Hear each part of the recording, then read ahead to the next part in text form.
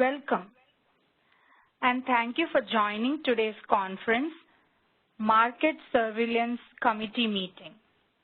Before we begin, please ensure you have opened the chat panel by using the associated icon located at the bottom of your screen. If you require technical assistance, please send a chat to the event producer. To ask a question over the phone, please press #2 on your telephone keypad to enter the question queue. All connections are muted at this time. The lines will be unmuted at the time of Q&A. As a reminder, this conference is being recorded.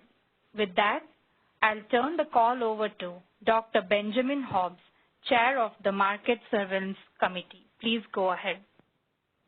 Okay. Thank you, Shreyas, and welcome on a Friday afternoon to General Session Meeting of the Market Surveillance Committee. Besides myself, I've got Jim Bushnell and Scott Harvey as members of the committees who have joined us. And from the ISO, we have Greg Cook, Anna McKenna, Shami Davis, Brad Cooper, Danny Johnson, who will be speaking on the first agenda item, Bill Weaver, John Gooden, and Bob Emmert. Have I forgotten anybody? Okay, I think that takes care of that. The first agenda item, as always, is public comment. If you have a comment or a question about any issue about the California ISO market or its markets, other than the agenda items today, which I would ask that you wait until we reach those agenda items, I'd welcome a comment or question now. So, operator, could you check and see whether there's anybody who would like to make a comment or question at this time? Sure. To ask a question over the phone, please press #2 on your telephone keypad to enter the question queue. You'll hear a notification when your line is unmuted. At that time, please state your name and question.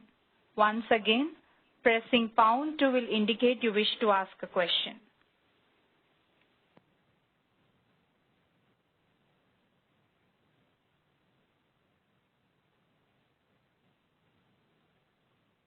I don't see any questions in the queue as of now. Okay, thank you. In which case, let's go on to our first agenda item, which is system market power mitigation.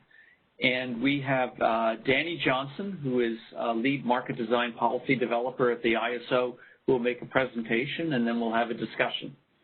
Danny? Yes, thank you. So I'm going to be filling in for Perry, who's out on leave right now, in our system market power mitigation discussion today. Can we move on to the next slide?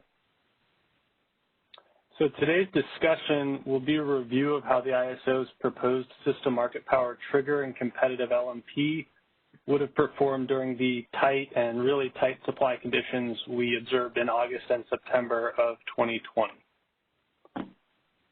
Next slide. So where we landed in the draft, or the revised draft final proposal for the trigger, was the ISO would have to be in the highest priced EIM region, and the ISO's prices would have to be greater than a proxy peaker price, both an internal proxy peaker price and an external proxy peaker price with the amortized startup costs over an hour.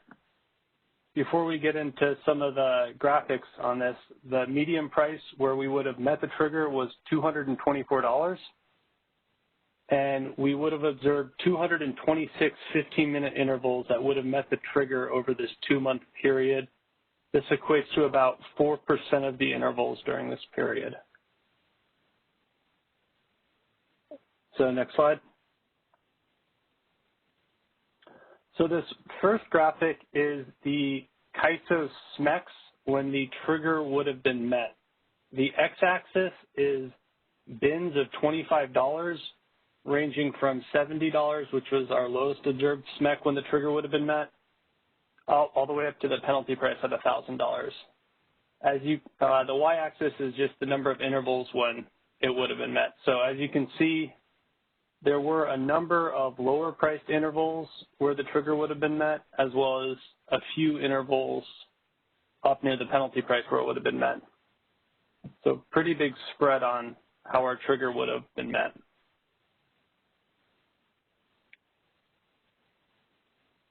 Next slide. So this next slide is a box and whisker plot of the days on which our proposed trigger would have been met, and then what the relevant pricing information would have been. X-axis is days, Y-axis is the CAISO SMEC. As you can see, during a lot of the really tight supply days, the condition or the trigger would have been met with most of the prices being elevated, but there also were a number of days where the trigger would have been met at much, much lower SMEC prices.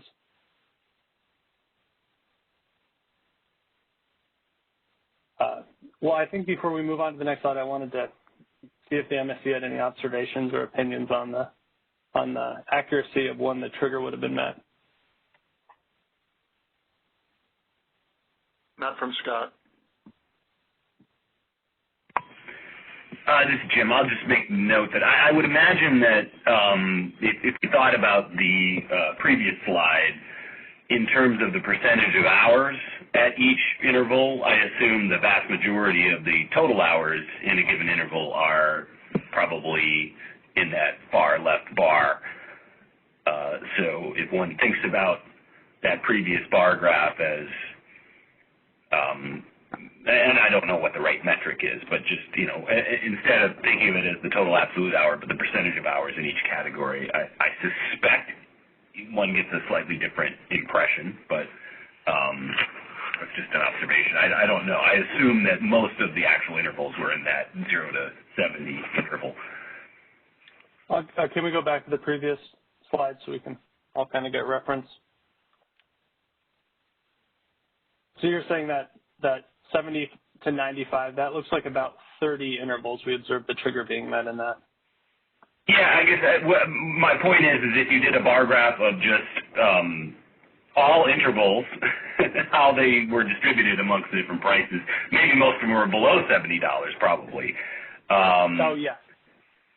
That you get, I assume there's a lot more hours on the left side of this graph than there were on the right side. Or another way to put it, the percentage of hours in a bin that where a trigger happened were much higher to the right of this graph, I assume. So you're talking about referencing all the hours during that 2-month interval? Correct. Okay. Yeah, that makes sense.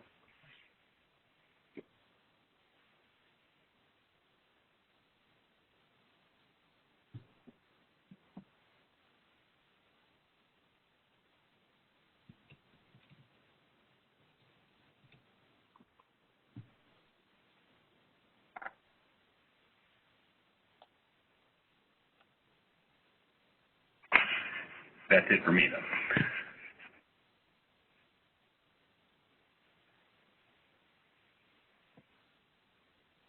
though. Okay.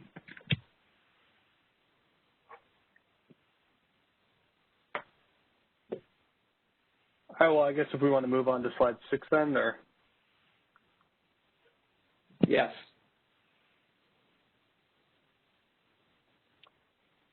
All right, so the second thing that we looked at is we wanted to look at what the mitigated prices would have been using the hours which the trigger would have been met, assuming that the 3 pivotal supplier tests would have failed. The mitigated values in the revised draft final proposal were proposed to be the greater of the competitive LMP or the default energy bid. So this is really to, basically, we're trying to figure out if we would have over-mitigated and potentially made ourselves uncompetitive during really tight supply conditions. So if we can go to the next slide. This is the 14th and the 15th. The red boxes are the intervals which we were in an EEA3 and either were dropping firm load or were in the process of dropping firm load.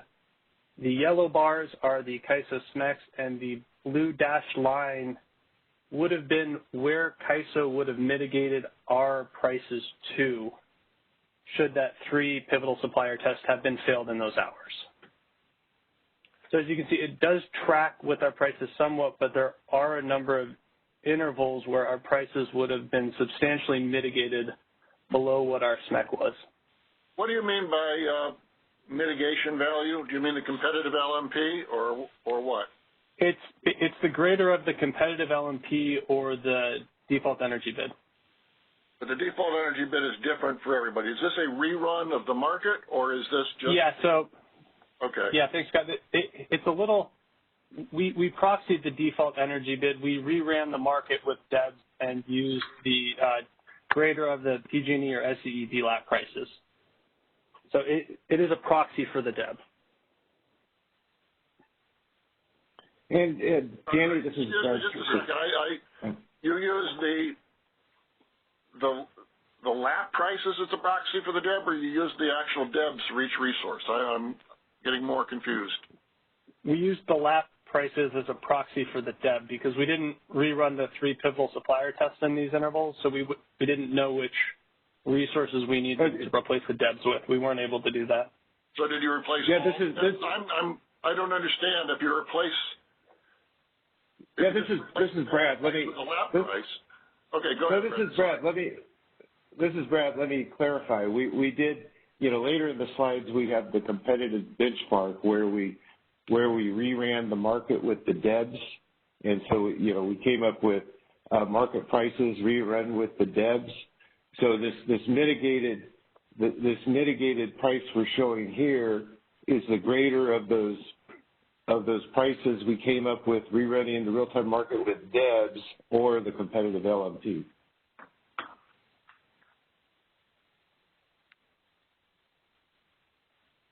Okay, and so the mitigated price.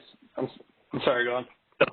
Referring to the laps that would result from rerunning the market with DEBs.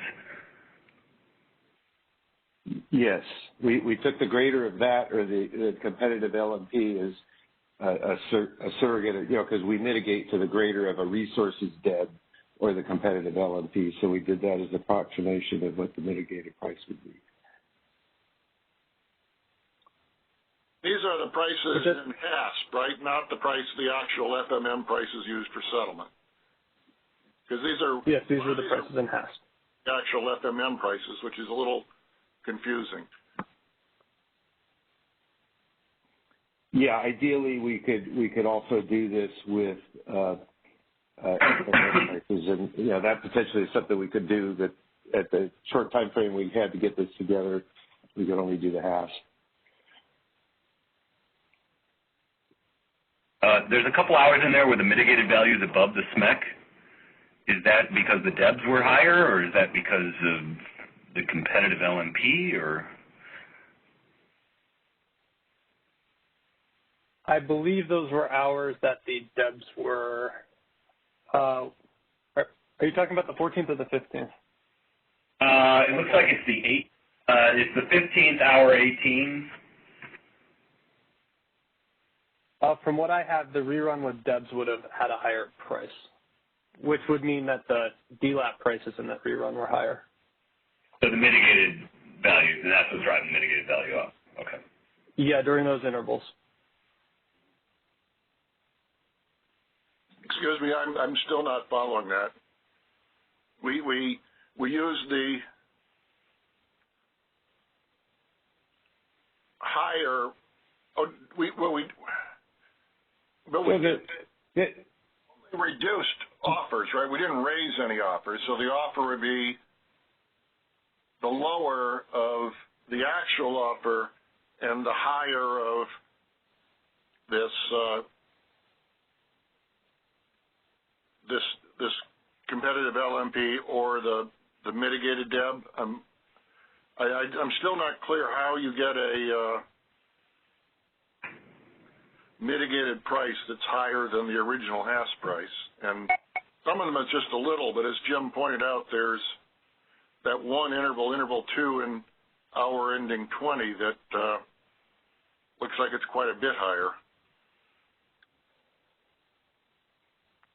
So interval 2 hour ending 20 on the 14th or the 15th? On the 15th. The 15th. The mitigated. The blue line. The mitigated value. The mitigated value is lower on that one in hour ending 2. Hour ending 20. Interval 2. It looks like the yellow bar is below the blue dash bar in interval 2 on my graph. Oh. That's interval 3, I think, on mine. Yeah, interval 3. Okay. I don't know. Looks like 1 and 2 and out. So remember. Sorry, go ahead. So remember what may be going on is remember when and you'll see this on an upcoming slide when we rerun the market with the DEBs. You know, anytime you rerun the market, you can come to a different solution than the actual run. And so when we reran the market with DEBs, we rerun the market with the actual bids, and then we rerun the market with DEBs and look at those differences. And the reason we rerun it with actual bids is because the rerun can come out differently than the actual market did with the same bids. So what may be going on, we don't. So on this chart, the yellow bars are the actual prices, and then this mitigated value is using the higher of this price produced by the rerun or the DEBs. And what may be going on is that rerun value, you know, the run with the market bids was different than the SMECs, and so that might be why you're getting these differences there. I don't know if that's the case. We could check on the other chart that shows the rerun value with the original bids. I guess were you following kind of the mitigation procedure of taking the higher of the DEB, or sorry, the lower? In other words, if the DEB were above the actual bid, did you replace it with the DEB, or did you just take the actual bid?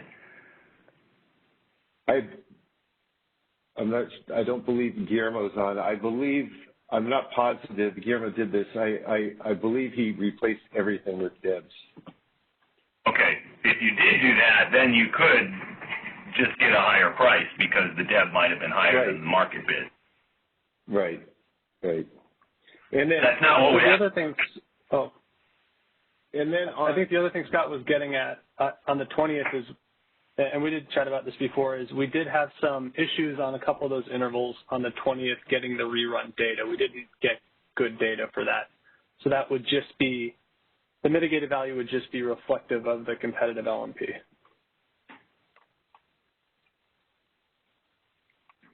Yeah, that's our ending 21, as I recall, right? Yeah. Right. So it's that on the 15th all the way over. Right. On the right.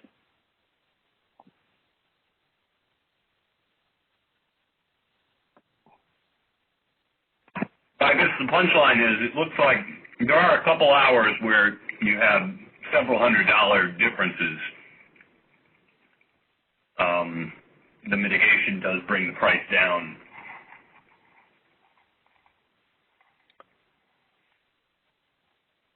Yeah, that was kind of where we arrived at too. As well as it was in the actual FMM.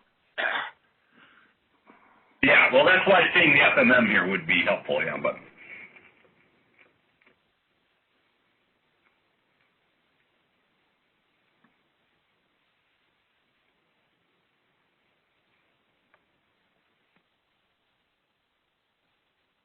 All right, I think we can move on to the next slide if we've exhausted this one.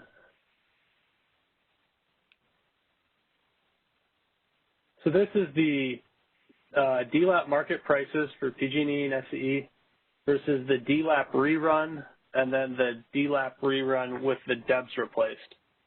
So the solid orange and solid light blue are PG&E and SCE's observed LMPs. The burgundy and dark blue are the rerun, just to see where our solution's at and see how close it is. And then the dashed line are the rerun with DEBs. It tracks pretty closely with the exception of the SCE rerun with DEBs showing lower prices than the either the SE observed prices or just the rerun prices. And again, that hour ending 20 over there, we had bad data for the rerun, so please discount that.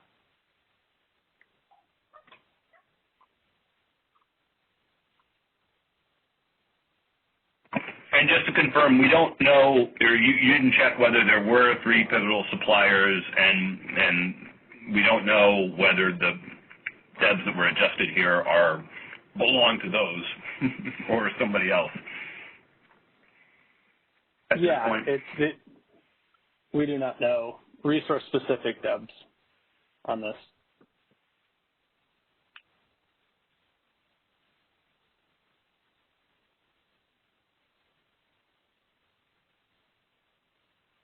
I guess our observation on this would be that the rerun with DEBs versus just the original rerun does show slightly lower prices with the rerun. Yeah, I know, but I'm still struck by the fact that, the big difference is in our ending 18, but the actual prices in hour 18 were all under 200. So like we've got, it's sort of a bizarre finding of an impact of market power mitigation when the actual unmitigated prices were lower than what we're coming up with in HASP. They were well below $200. So it'd be interesting to see. I guess this means that the HASP price would have been lower, so we would have scheduled fewer imports. But the price was actually low with the imports we got in FMM.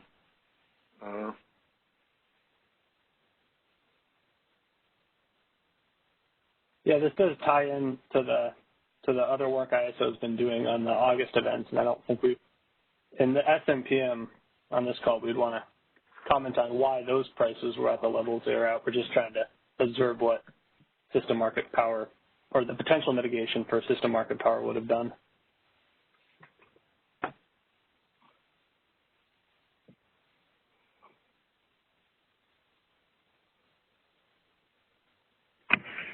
So Scott, let's see. It looks like hour 18, the first couple intervals from the previous slide. Oh, that was the SMEC. Yeah. First couple intervals were not. Well, they were. I guess I don't know what interval 1 was, but interval 2 was 400. So. Interval 1 on the previous slide, if there's no SMEC represented, we would not have triggered, or we would not have met our trigger during that interval, so it's not represented. And that's a different day. That's the 14th. On the left-hand side, Jim, is the 14th, and on the right. Oh, yeah. Different dates. Never mind. Yeah. Okay. Right. But yeah, the orange bars are quite low on the 18th there too. Well, it's got in intervals 3 and 4. It's got the prices going well above 200, but the actual prices were well below 200. So it's difficult to. Clearly the HASP was seeing things differently than what was happening in real time, and the HASP didn't see high price, didn't seem to see anything in the beginning, top of hour ending 19, but that's when we, had to initiate load shedding on the 15th. We do have a question on the line. Danny, is that all right if they jump in? Yeah, absolutely. Okay. Shreyas, could you please invite the comment or question from the phone line? Okay, sure. Caller, your line is unmuted. Please go ahead. Hi, this is Callie Wells with WPTF. I have a couple questions since we're on slide 8 real quick. I just want to make sure I understand what I'm seeing. So when you ran this analysis, you just replaced the bids with the DEBs. You didn't look at whether or not the DEB was higher than the competitive LMP? In this slide, we did not. Okay, so the dashed line that we're seeing with SEE as having lower prices with the DEBs replaced might actually be higher if, in those cases, the competitive LMP would have actually been what was used to set the bids. Yeah.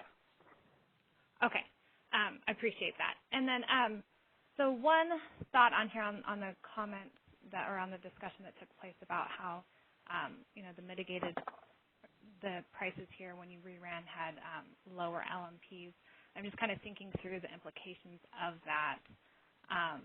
And wouldn't it, and I get that, Scott, I think you made the comment that less imports would be cleared, but I think we also want to think about how that would affect which bids are actually even made available in the first place. And I think this is kind of one of the themes that we've been talking about throughout this whole process, is whether or not this would incentivize more import supply or less. And I think you're right, Scott, in that if you have lower prices, obviously it's going to clear less imports, but in the long term it'll also, I think, disincentivize even imports being made available.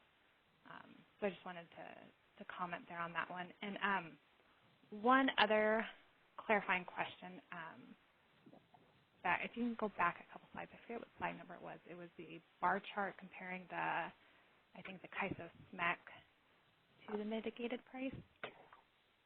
That's just one slide up, operator. Okay. Okay, yes, this one. Thank you. So on the mitigation value, the ones that have the blue line above the yellow bars, so that's just, the blue line is basically the DLAP prices, right? After you reran the market? Yeah. Okay, so yep. I'm wondering if some of the differences there, is it the SMEC of the DLAP, or is it just the DLAP price? Yeah, hey, Kelly and Danny. So we got to be careful on these charts because we show a couple of different things. These blue lines, no, are not just the DLAP prices. These are the higher of the competitive LMP, or the DLAP prices produced by rerunning with DEBs. Wait a minute, Brad. On slide 7, it just says mitigation value. It doesn't say which lap it is. I mean, is this? So I did do some digging into the data, and those ones were due to a rerun with the higher DEB. Okay, that's how it turned out. But what we're showing is the higher of what the value we would have mitigated to would be. So it's the higher of the market price, or the higher of the market price produced with DEBs or the competitive LMP. But is it the higher the SMEC or the LAP? I mean, I think Callie was asking, it's not labeled clearly whether we're comparing a LAP price to a SMEC price here. Yeah, that's it's the higher of the two laps. It's the higher of the two laps. So the blue is the higher of the two laps. Okay, well, that would explain it. If you had congestion, of course, yeah. Yeah, no, Scott, that's what I was thinking, is whether or not the difference there is because it's the lap and that includes some sort of congestion price, whereas the yellow. Yeah, again, it's just it was an attempt to proxy where the DEB would have been, without having to go and run the 3 pivotal supplier tests for each interval and replace specific resource DEBs. Okay. Okay, I appreciate the clarification. Thank you. That's all I had.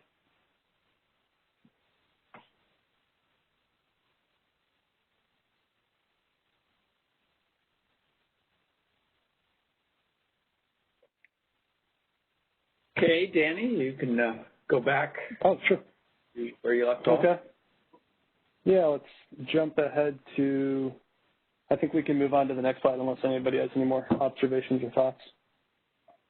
Okay, so we drilled down a little farther from the mitigation value, since one component of that was the revised competitive LMP, and we wanted to see what the competitive LMP would have been in some of these tighter supply conditions.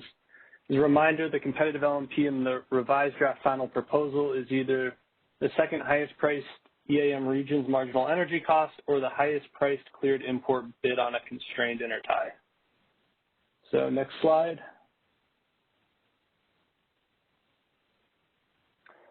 So this is the DLAP prices versus the proposed competitive LMP that would have been a component that could be used in mitigation to try to figure out how targeted our competitive LMP would have been in its relationship to what presumably bilateral competitive prices would have been, trying to make sure that we wouldn't be mitigating too far if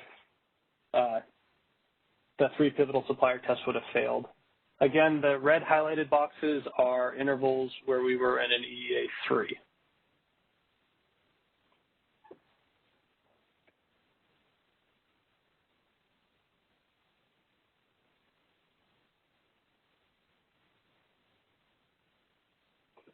It wasn't, wait a minute, this is the 15th, right? So we were This is the 14th and the 15th. Okay, slide 11. We're on slide 11? 10. Oh, okay, 10. sorry, okay.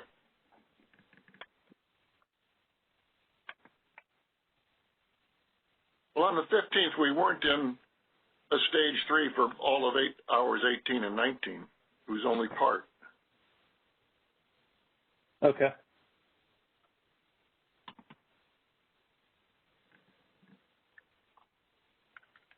Yeah, it was,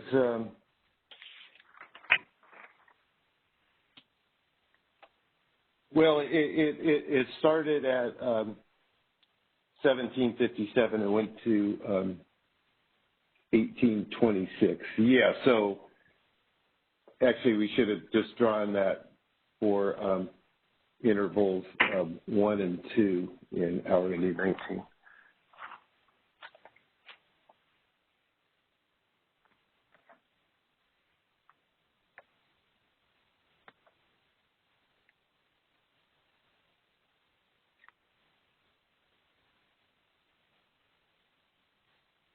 Okay, I think if we don't have any observations, we can move on.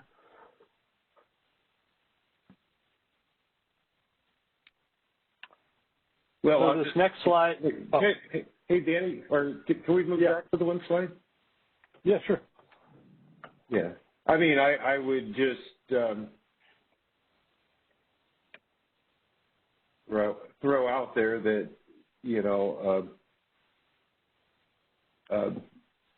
sometimes the competitive LMP, you know, the green line, some of those green lines go up to the blue and orange lines. It's pretty close, but to me it looks like, at least in a number of these intervals, the competitive LMP looks significantly lower than what our prices turned out to be.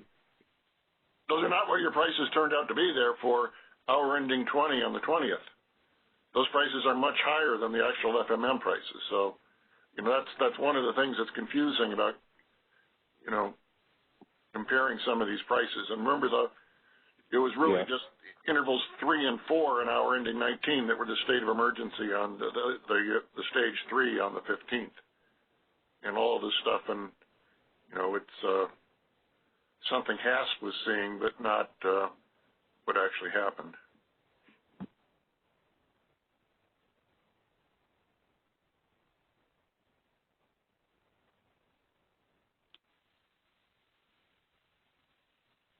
All right, do we want to move on to the next slide? Good, yeah. So this next slide is the DLAP market prices versus the DLAP LMP rerun with competitive bids versus the proposed competitive LMP that would be used in mitigation. So the oranges are the PG&E DLAPs, the blues are SCE, and green is the competitive LMP. So I think this kind of reiterates what Brad was saying earlier, is there are a number of intervals which the competitive LMP would have been lower than both the observed HASP prices as well as the rerun prices with DEBs.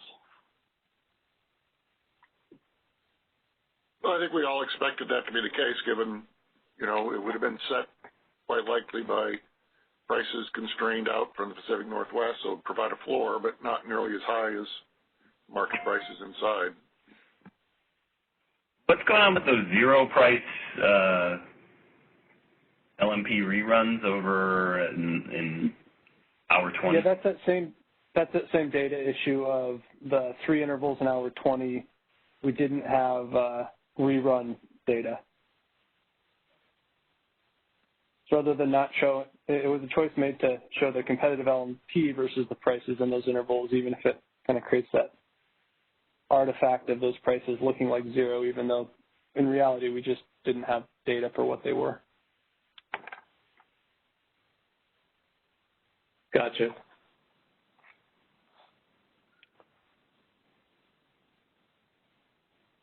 Probably good then to just omit those when you have the report. Okay.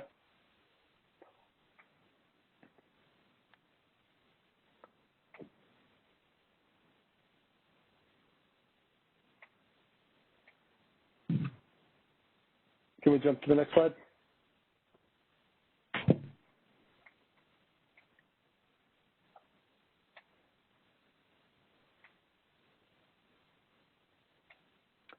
So this next slide is pretty similar to the previous slide. It's the DLAP market prices versus the DLAP rerun with competitive bids versus the competitive LMPs and mitigation.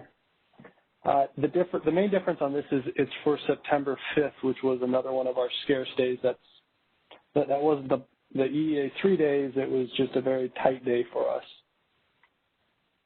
So we have the DLAPs, and we reran the market to see where the solution was. In hour 18, those 3 and 4, it was a bit higher. So that's why it looks like the light blue jumps upwards to dark blue. That's just solution. And then we reran it with DEBs.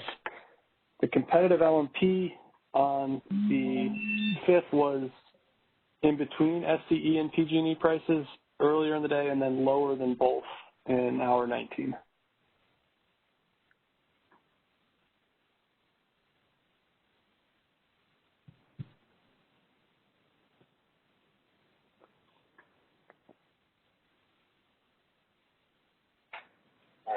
So that's all we have for slides on this topic.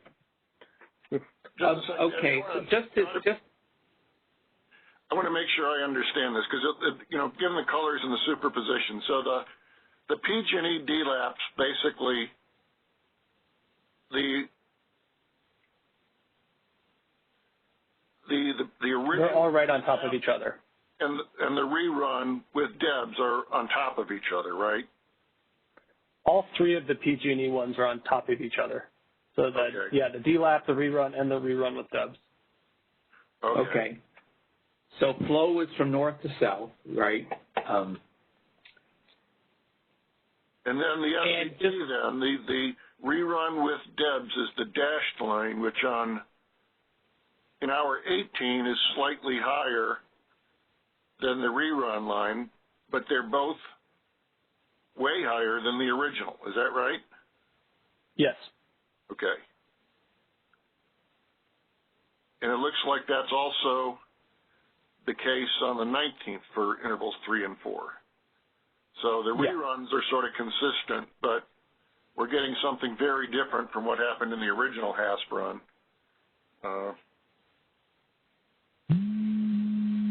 It shows the importance of rerunning it, but it also makes me wonder there's something going on here we need to dig into before we draw any conclusions about it. Yeah, that's it's almost a tenfold difference. So, do you have a sense of why?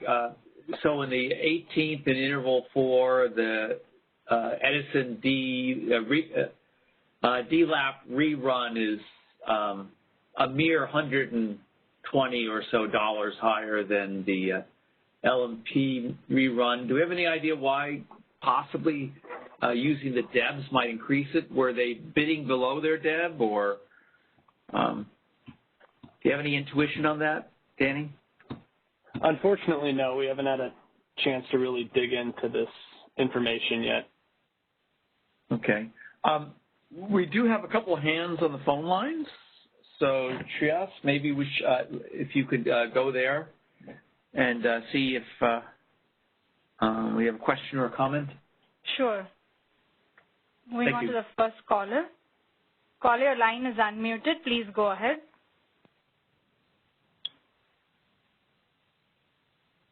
Hi, this is J.K. Wang from PG&E. Actually, I just have the same question on slide 11 and 12. So based on the proposed method, it seems that we will have times the mitigated price is higher than the LMP price. Do we have insight into that, like in case it actually happens, will we still use the mitigated price like that is higher?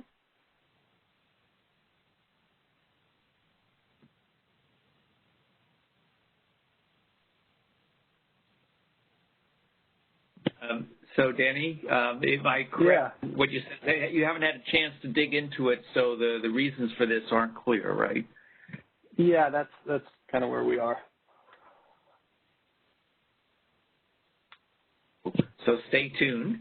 Do you have another question or comment? Yes, I see another. I'm sorry. Go ahead, please. Oh, sorry. Yeah, and just I want to make sure that I understand how do you calculate the competitive LMP again? Can you remind us? So the competitive LMP would be either the second highest priced EAM region's marginal energy cost or the highest cleared import bid on a constrained intertie. Okay. Okay, thank you. Okay, thank you. I'm sorry, operator. You can check to see whether the second caller is still on and waiting. Sure. Oh my gosh, we have three more hands yet. Okay, let's go through them in order. Sure. Moving on to the next caller. Caller, your line is unmuted. Please go ahead. Hey, you guys. This is Michelle Keto from the CPUC. I have a comment, and then I have a couple of questions. So I think Danny was talking about September 5th being one of our tight days. And I would note that that's also one of the days that we were exporting 7,000 megawatts. And I know that Guillermo has given you guys the picture, but most of those exports were of the not the high priority. So the high priority is the RA exports. So it was tight, but we were also obviously not tight enough that we could export 7,000 megawatts. So that's just my comment. So the other thing is, could you tell me how you guys calculate the DEBs for imports? Yeah, we didn't. This is Brad. I can answer that. We should have clarified this. We didn't calculate DEBs for imports. We reran it with DEBs for generating units, but used the market bids for imports. Right. So if the markets for imports are clearing it, then the DEBs should really make no difference, right? But if it's internal resources or withholding power, then we should be able to, when we mitigate it, we should be able to take lower cost imports. Yeah, well, what if they're not importing? What if they're not withholding power? They're just clearing and exporting it. Well, then that's not market power. That's just the tight demand. Tight demand outside of California. Inside and out, everywhere. All right. Sun's going. Okay. I'm just saying that, that in general, we pay the RA capacity both for the imports and the internal resources, and then to have them flow out on a day like this, on the quote-unquote day, a tight day. And then if you recall, September 6th was both a day with warnings, alerts, and a stage 2 emergency. So I'm just saying it kind of calls into question what the RA provides, if that's the case. Okay. So then in terms of the competitive, you said it's the higher of the second highest EIM or the cleared bid on it's the higher of, right? Yes. Or the cleared bid on an import tie. And can you tell me which one it generally turns out to be that you're using here? I don't have that data open in front of me for this slide. Do you have any idea? That's something that we can get.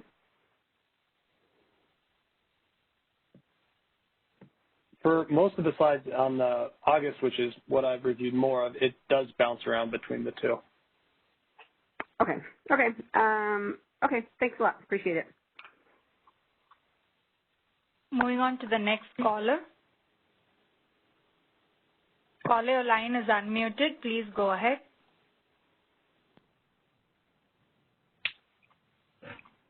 Hi, this is Alan Meck from SCG. I wanted to ask about the strategy underlying your analysis here. It seems like you're looking for market power mitigation opportunities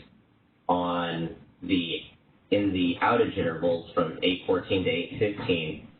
And I guess my starting assumption is, wasn't one of the big problems that our prices were actually too low at those intervals in order to compete regionally for scarce resources? It seems to me like we should have been increasing our prices, not decreasing. And so I'm wondering what the theory is underlying your reason for looking at these intervals in 814 and 815 as opportunities for market power mitigation. So I don't think that we necessarily want to get into scarcity pricing within this initiative. What we were trying to do with this analysis is to look with what our current rules are and with what the proposal is and our current scarcity pricing as it is. Would have we further suppressed our prices compared to potentially external prices? Yeah, this is Brad Cooper. I'd add on.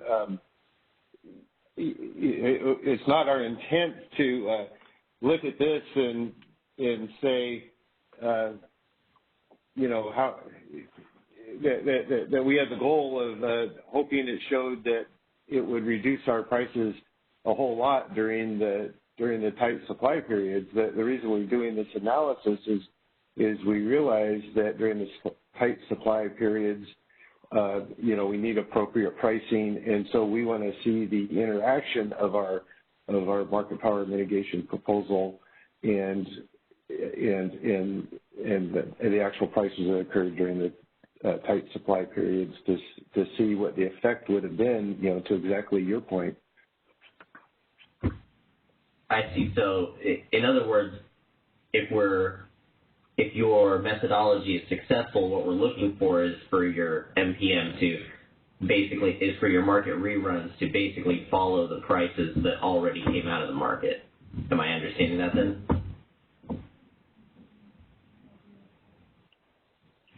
If indeed your hypothesis was right, if the prices were too low, then market power mitigation ideally wouldn't lower them.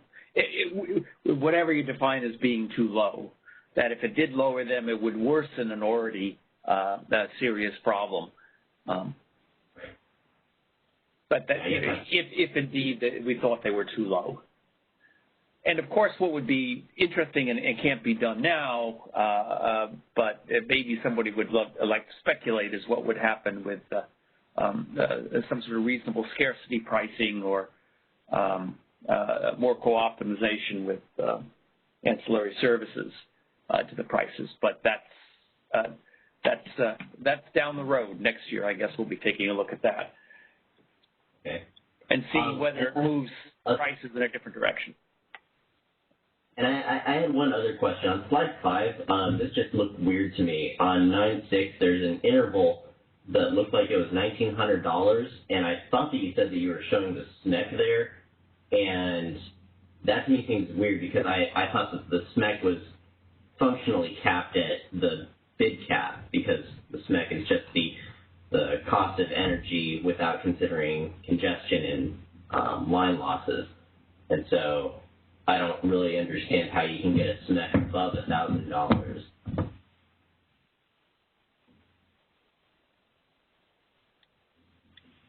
Yeah, I think I understand what you're saying. We can go back and clarify that and see if that is an accurate data point, because it is not in line with the rest of the data. Yeah, and then I think on slide 7, there are 2 other intervals I counted that were just a hair above $1,000 also. Not big, but just a little bit above, and that also looked a little weird to me. I think you said on slide 7 that they're using the higher of the 2 laps. So if one lap was slightly under 1,000 and the other was over, the SMEC could be 1,000, and one of the laps could have been a tad over.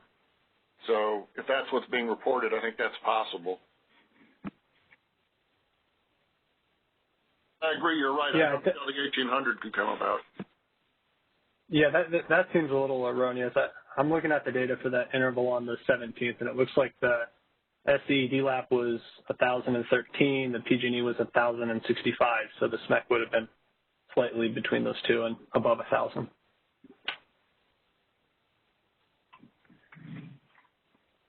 Okay.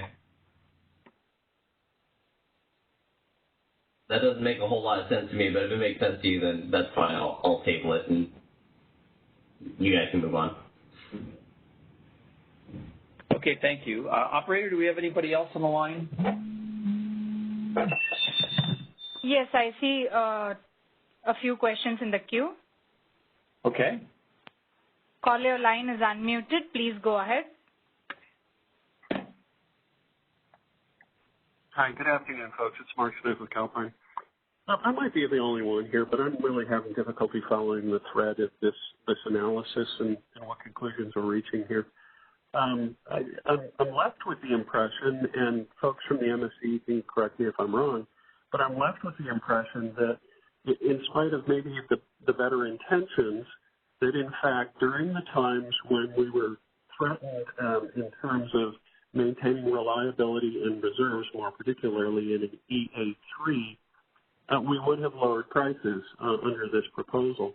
That conclusion aside, my real question for the MSC goes to what Ben has observed, and that is, do you think that it's prudent that we move forward with a market power mitigation mechanism that could result in this unintended consequence of lowering prices when we need it the most, in the absence of considering a more holistic scarcity pricing mechanism? That's my biggest question of you, and I'd love to hear your reactions to the efficacy and importance of moving forward together in holistic approach rather than separately like this. Thanks.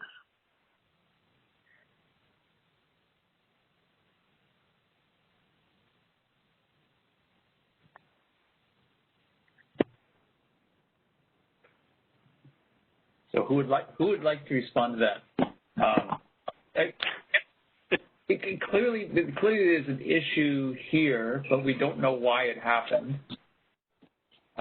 If prices are drastically lowered in some intervals, does that worry anybody else? Well, I mean, I think I'd turn it the other way around. The prices during the event show that you can't count on market power to provide appropriate scarcity prices because there was no mitigation and the prices are just unbelievably low is what I see. Looking at the 14th, how could we be in a stage 3 emergency and have prices that are under $200? So market power didn't do any good. Having no mitigation didn't help that problem. And I don't understand how we had prices that were so low as we slid into load shedding. But certainly the absence of mitigation didn't solve that problem. So we definitely need scarcity pricing, and counting on market power to solve it isn't going to work. It didn't work. And, we need scarcity pricing.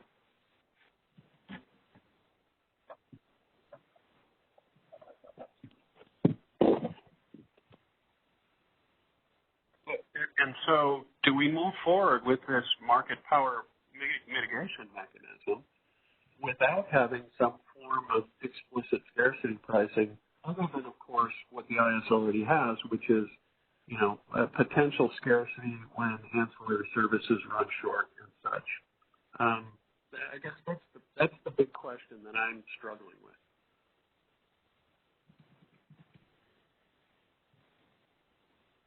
And the MSC's opinion is going to be pretty pivotal when this issue undoubtedly goes to the board.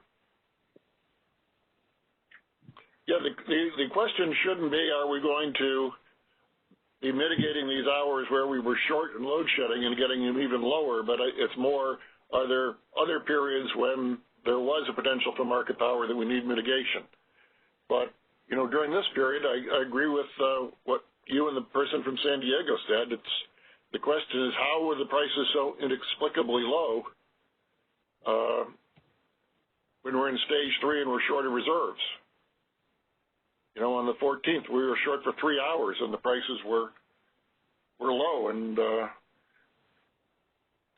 I just don't understand how HASP couldn't be clearing more. You look at the data on slide 7 for the 14th, and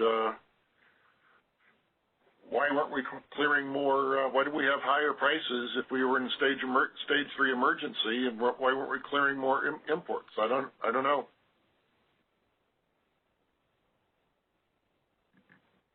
But market power isn't going to be a solution for the lack of scarcity pricing. I think there is a question of, if we implement scarcity pricing, are you going to have to, you know, turn around and put in a new market power design because of the changes in the market? But it may be 3 years before we have a scarcity pricing design. That may be optimistic. And I think I heard you suggest, Scott, that there could be other intervals. This is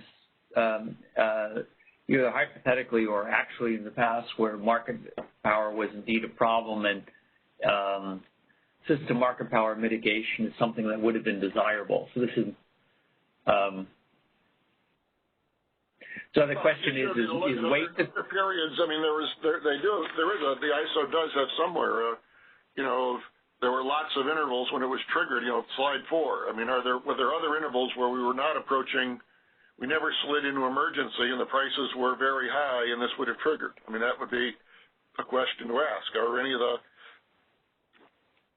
the prices, you know, the intervals where you had prices of more than $500, were any of those not on emergency days? Were they days when we were not sliding into a stage 2 or stage 3 emergency, and prices were high and mitigation would have triggered and then provided assurance to market participants and stakeholders that, you know, the prices reflected appropriate market conditions and not market power. But yeah, there is a limited value of looking at the intervals as we were sliding into stage 2 and 3 emergency. I think some of that data, Scott, might be on slide 5. Well, I think it's instructive to look at what happened during the stage emergencies simply to make sure that we're not shooting ourselves in the foot when we need prices sufficient to attract the imports. I don't think that it's inappropriate to look at those hours, but I think, and it may be appropriate to look at other hours when there should have been plenty of capacity available, but for some reason prices are inexplicable. Don't have any problem with that either. My key consideration, though, is if we have a system market power mechanism that would tend to reduce what Scott identifies as already prices that are too low, we're moving in the wrong direction.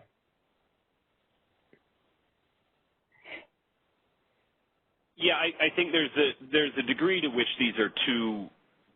Well, they are two related but distinct problems: scarcity pricing and the system market power and the mitigation of the market power. I think this exercise, and I'm not sure what the takeaway is from, you know, this whole slide deck. I think the exercise's intent was to sort of see how system market power mitigation might have affected prices in a period where I guess the conventional wisdom is we should not have lowered them, and it does appear that prices were curiously too low, and that's a scarcity pricing problem, certainly not a system market power mitigation problem because we didn't have it. And then the question is, would system market power mitigation, absent any other scarcity pricing reforms, make it considerably worse? I guess there's a couple things here that are a little concerning, although the big price readjustments are happening in periods that were not emergencies, but or at least were not load shedding, but were approaching them. I don't know if this is the right place to be looking for system market power, given that we know already that there was scarcity and would have expected to see high prices even under mitigation, which most of the time we seem to have. But yeah, I think that, look, we've already said we think doing something about scarcity pricing is really important. I think there's a good case to be made that it's a more pressing concern at the moment than system market power. But does doing something about system market power get in the way of doing something about scarcity pricing is sort of the ultimate question.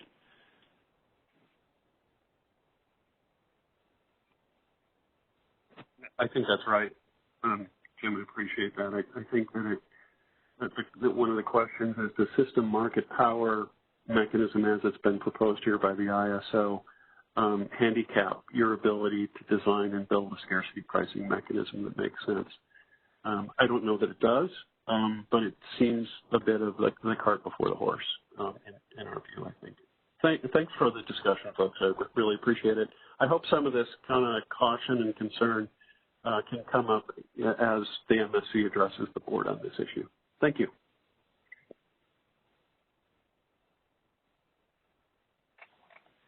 Okay. Let's see. Do we have anybody else on the phone line, Shreyas? Yes. I do see a couple more questions here. Okay. I'm going to ask the questioners to be concise because we have perhaps 15 to 20 minutes left in this agenda item.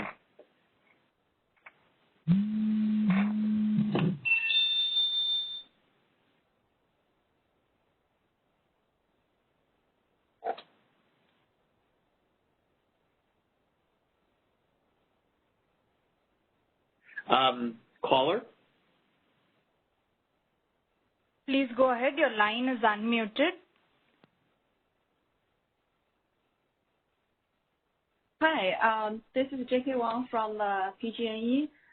Just want to understand the method again. So on page 12, if we look at this example, for example, the hour 19, interval 3 and 4, my understanding is according to the method, the mitigated price for PG&E will be the orange line, and for SCE will be the blue line on top. Is that correct? The mitigated prices would be the dashed orange line and the dashed blue line, which does overlay with the non-dashed versions. Yeah, and this is Brad, though. These aren't necessarily the mitigated prices because this is just the rerun with the DEB. We do show the competitive LMP, which is another component of mitigation, but that's showing it as a separate line. Okay, thanks for the clarification. Moving on to the next caller. Caller, your line is unmuted. Please go ahead.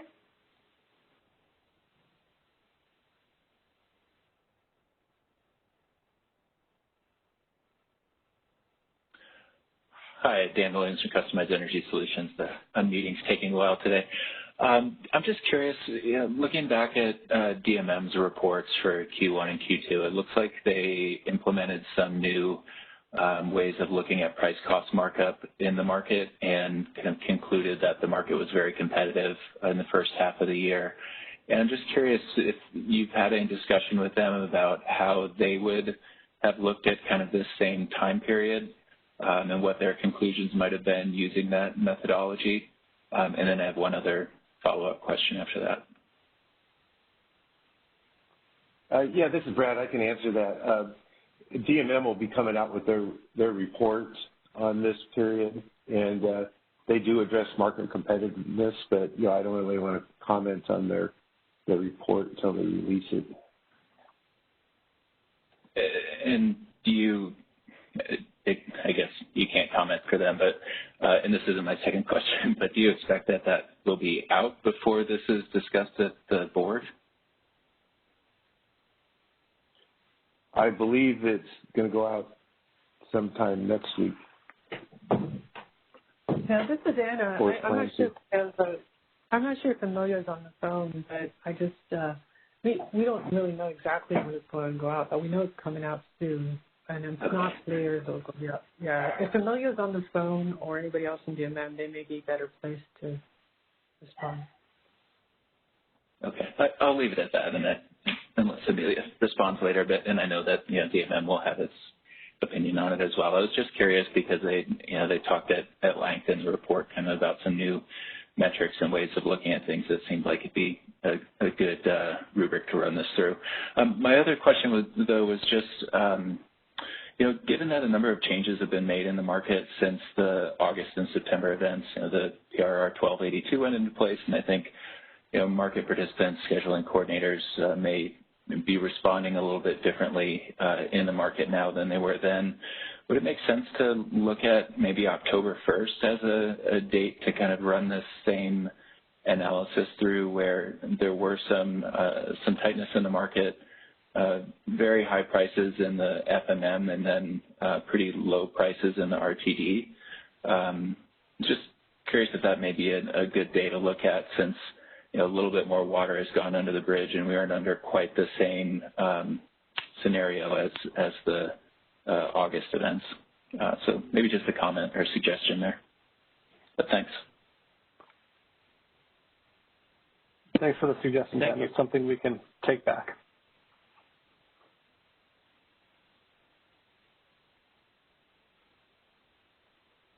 Moving on to the next caller. Can we go to the next caller?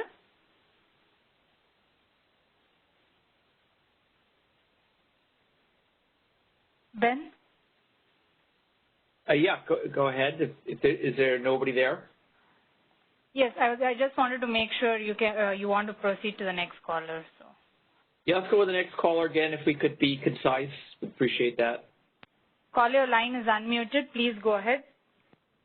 Yes, good afternoon. It's Mark Holm with PowerX. Really good dialogue on this topic. I appreciate the CAISO doing an examination of this and recognize that you had limited time, so it's difficult to do a full rerun, but I'll try to be quick. But I think it was a really good discussion with Mark Smith at Calpine in particular, and I think we need to think about this initiative together with scarcity price in particular, that any system market power proposal, and certainly this one, has the potential to result in false positives. And the only thing that system market power mitigation can do is lower the price.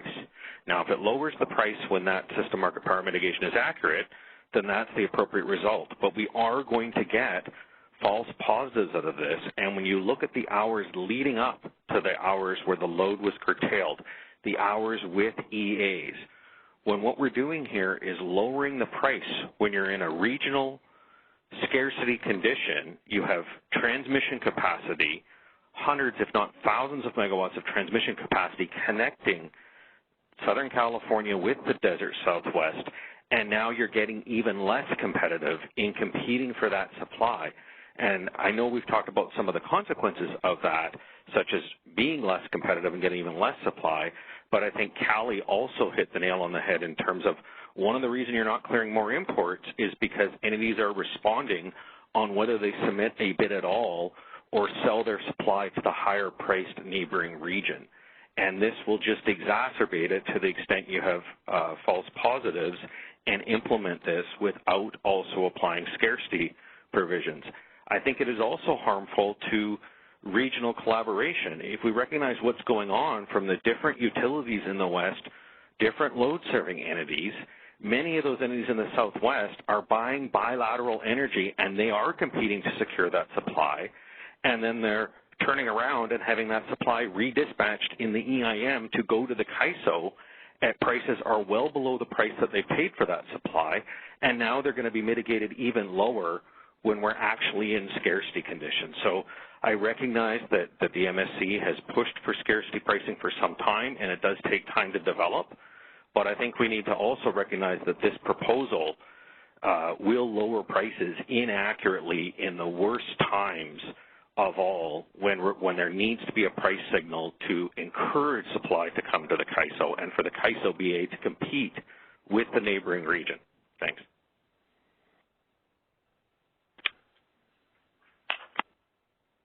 So I have a hypothetical question. Is there any reason to think that the changes made at the beginning of September to how RUC treats exports, so there was a correction, would make any difference here in terms of what we would see in terms of the impact of mitigation? Is there any interaction there? Are you asking the CAISO? Yeah, Danny. Sorry. Thanks. Yeah, Ben, this is Brad.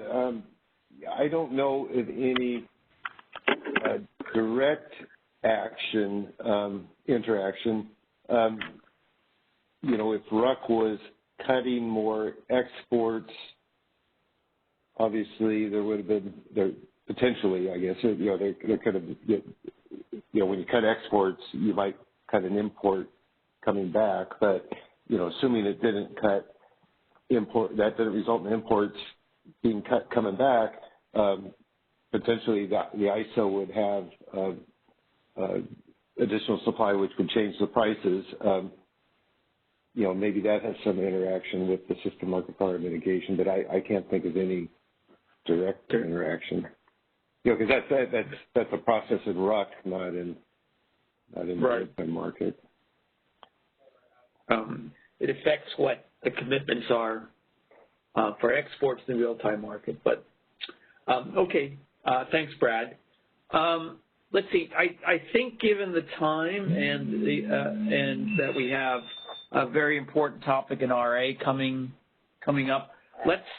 I know there's another question or two on the line, but let's see, Danny. Let's see if there's whatever you have remaining. Let's let you get through the presentation and any further comments that the MSC has, and then we'll see what we have for in terms of time for questions. Yeah, thanks. So we don't have any other slides, so I can turn it back over to you for MSC's observations. Okay, great. So let me first check with Scott and Jim. Anything more you want to add before we turn to the phone lines where we have, I think, one more question? Let's take the other question first and then see what we need to say. Okay. All right. So, Shreyas, could you please ask the caller in line what comment or question they have? Sure. Caller, your line is unmuted. Please go ahead. Hello, this is Professor Malavagkar with PG&E. Yeah, thanks for this presentation and the chance to discuss. I want to discuss sort of a couple of made earlier with respect to sort of the interaction of the scarcity price and concerns that were raised that somehow applying the system market power mitigation would result in sort of bad outcomes or increased scarcity within our area. And I'd particularly like to get the MSC's thoughts on it. It seems like the ISO has really designed their mitigation carefully, really to avoid these outcomes. I first would note that the CAISO's mitigation is, a bid mitigation that's applied only to internal resources, not a price mitigation. So the only way, as I would understand it, that it would have a effect on lowering prices is if, in fact, we were not in a scarcity situation, and by applying mitigation, the new prices would be lower because presumably we'd have a more efficient dispatch at a lower level, and that we wouldn't actually be in scarcity situations. So there might be some interaction. There might be some need to address price formation and issues like that, but to me it seems like a totally separate topic from what's being raised and developed here as a part of the CAISO's proposal. It seems like as I think the MSC pointed out, it seems like some of this data really was applying really to the wrong hours, and we have reached very odd conclusions that seem like it would be very counterintuitive to the way that mitigation and the rules were being applied and developed. So my own take is, it seems like to the concern that Calpine raised, I'm not sure that this data alone should be a reason that we'd want to change path in terms of applying mitigation. It really would have been more informative if we could have rerun on days that we were not in scarcity situations, as that would more likely to be the real days that we were trying to address is the near scarcity, but not quite at scarcity days. So I'd be interested in your thoughts on that.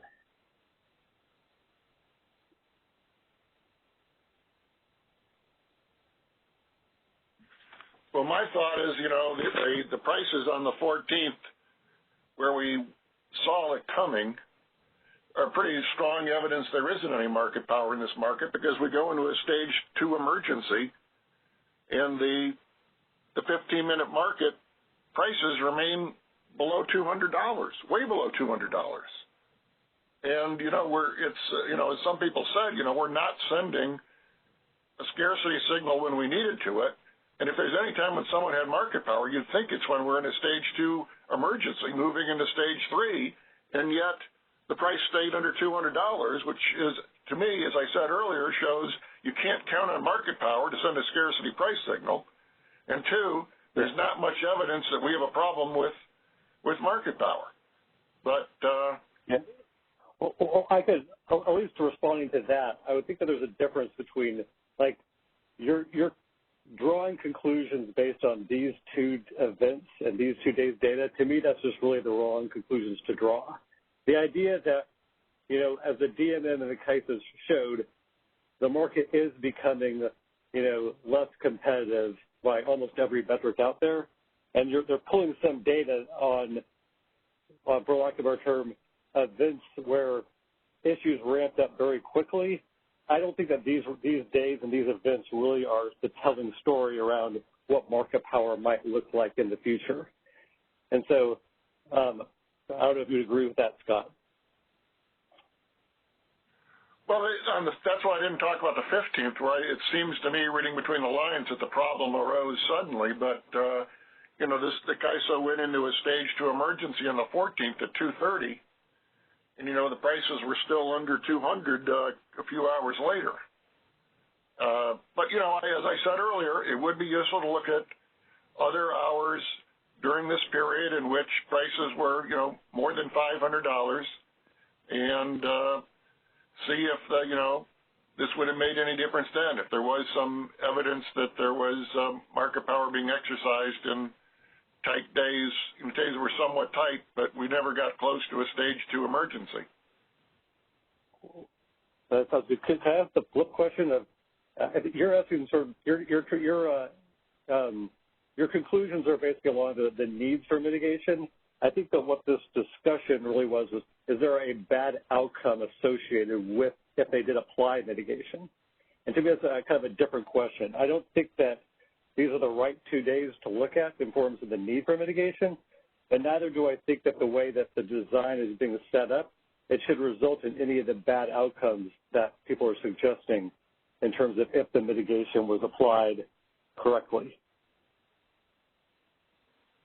Yeah, I agree. The CAISO has gone to great lengths to try to not apply mitigation across the board to entities that don't have market power. And we're only getting, and some of these testing here is applying it more broadly than it actually would be, because the CAISO said they mitigated all the offers, not just the offers of those that failed the 3 pivotal supplier test. But you need to recognize that even though the CAISO's tried to, narrow the scope of mitigation, if we ever got to an hour when the 2 top entities failed the pivotal supplier test, everybody in the market would get mitigated. Every little tiny battery, every PG&E hydro resource. So we want to make sure that, there's some rational connection between market conditions and when we trigger the mitigation. But I agree, the CAISO has gone to great lengths to try to limit the extent to which we get bad outcomes. Thanks for that, Scott. Appreciate it.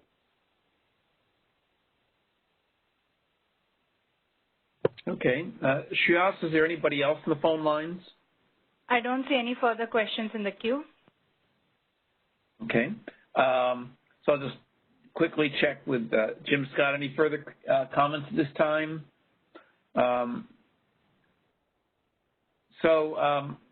Maybe, Danny, you can just say if there's anything else you want to say about what you all might be looking at in the future. I imagine digging into these results and trying to understand why some of the things happen that we and the callers asked about might be a good thing. Will there be a report, or what have you got planned? So thanks, Ben. First, I guess, going back to Partha's previous comment, my thought on it is I agree, Partha, that it would be good to look at other hours, but our proposal is supposed to be active all the time. So just because there are tight conditions like this doesn't mean that these results might not have been possible. So that's what we were trying to check. As to a report, I think we're still working on how we would want to present this data and put it forward. And some of this will also be predicated on where this initiative goes time-wise. So I think it's currently scheduled to go to the December board, so that will interplay on how we report on this data. Okay. All right. Well, thank you very much. Okay, so I think we're done with this agenda item, and we can move on to the next one if there isn't any objection. And we're going to start it with a presentation by Carl Musen. And I just wanted to say something quick. I strongly support what the ISO is proposing to do here in terms of a systems approach to assessing resource adequacy for the system.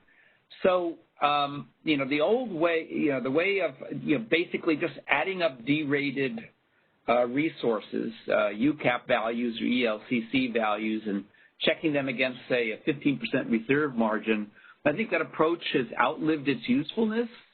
So in the 60s and 70s, back in the days of Mad Men, that worked fine. It works in a system where individual generators are relatively small compared to the peak, and outage rates are 10% or so. Outages are independent of each other and independent of load. Then, it's possible to find a reserve margin that gives you the LLP that you want. And this margin will be approximately correct even for mixes that are very different, although there are exceptions for heavily hydro systems or if you have large nuclear plants. Scaling load up and down, the 15% will still be pretty good, and that's why there's sort of this number has kind of gotten carved in stone. And also in RA markets, calculating derated capacity and paying it wasn't too bad of an approximation. So back in the day, 15% or 20% reserve margin and derated capacity served us pretty well. But it's time to give that system a gold watch and to retire it. So what should it be? What should we move on to? So there are two basic problems. One problem is how do you assess adequacy, which is what Carl is going to be talking about and the ISO is addressing here. And then also how do you account for the contributions of resources to that adequacy, how do you pay them, and also how do you allocate those costs. So I really think that the ISO's proposal, the general approach of using portfolio assessment, is absolutely essential. We can't just add up contributions anymore because we have correlations among resources which contribute then to strongly diminishing returns as we add more resource of a particular type in a particular location. We have storage. And so mixes of capacity with the same sum of derated capacity, two different mixes, might have a very different reliability. And, of course, 15% is quite unlikely to be the right number. This is not what the ISO isn't going to be responsible for setting up a proposal to pay for RA and to allocate its costs. But I do want to point out that it should be consistent with the portfolio approach, and that means that, for example, we should be paying marginal contributions, marginal ELCC rather than some average, and certainly not just some simple derated UCAP, especially for resources that are correlated with loads and other resources. And so, under the present system, some resources will be paid too much and others will pay too little. In the long run, that will stimulate inefficient investment and incorrect accounting of the reliability you're getting from the system, which is, I think, one issue that we've definitely seen this last summer. It's going to be more difficult. That's without a doubt. Anyway, we're not. That's not the subject of the session today in terms of accounting for and paying RA and allocating its costs. But I just wanted to voice my opinion that we'll be revisiting that, and partly because of the events of August. The California will be revisiting that, and some of the changes that the CPUC has already made, I think, are very good ones in terms of recognizing, for example, marginal ELCC, and there'll be a lot more to say about that. So at any rate, so here's a gold watch to using a derating approach and adding it up and asking if we have 115% of peak load. We're retiring that. And Carl, I'm looking forward to hearing what you've got to present here about what's going to replace that. So I think let's see. Have we got the slides teed up? Yes. Okay. So, well, then I don't think it's going to get any better than that. So why don't we just wrap it up now? No, in all seriousness, thank you for the introduction, and greatly appreciate kind of the preface on this and the support for moving past the tools that we've relied on historically and trying to find a new path forward. And, what we recognize through this process is there are complexities that exist in California. Part of them exist in the timing of the showings, given that, we are looking at annual showings come in for the 5 summer months at 90%, and we don't really know to date what our RA fleet looks like until 45 days prior to the month. We have a better sense of our local needs and how they're being met, but the overall system, we find ourselves in a bit more of a crunch. And so when we look at and talk about some of the modeling tools we've used, we do understand some of the theoretical losses we have in precision, but we do have to keep in mind some of the processing speed and the time with which we have to analyze these tools. This is our first go at publishing results on running an actual production simulation study of an actual RA showing. We focused on July 2020, and we wanted to, if we can go to the first slide or substance, slide 2, please. We wanted to run through with the Market Surveillance Committee a couple primary elements.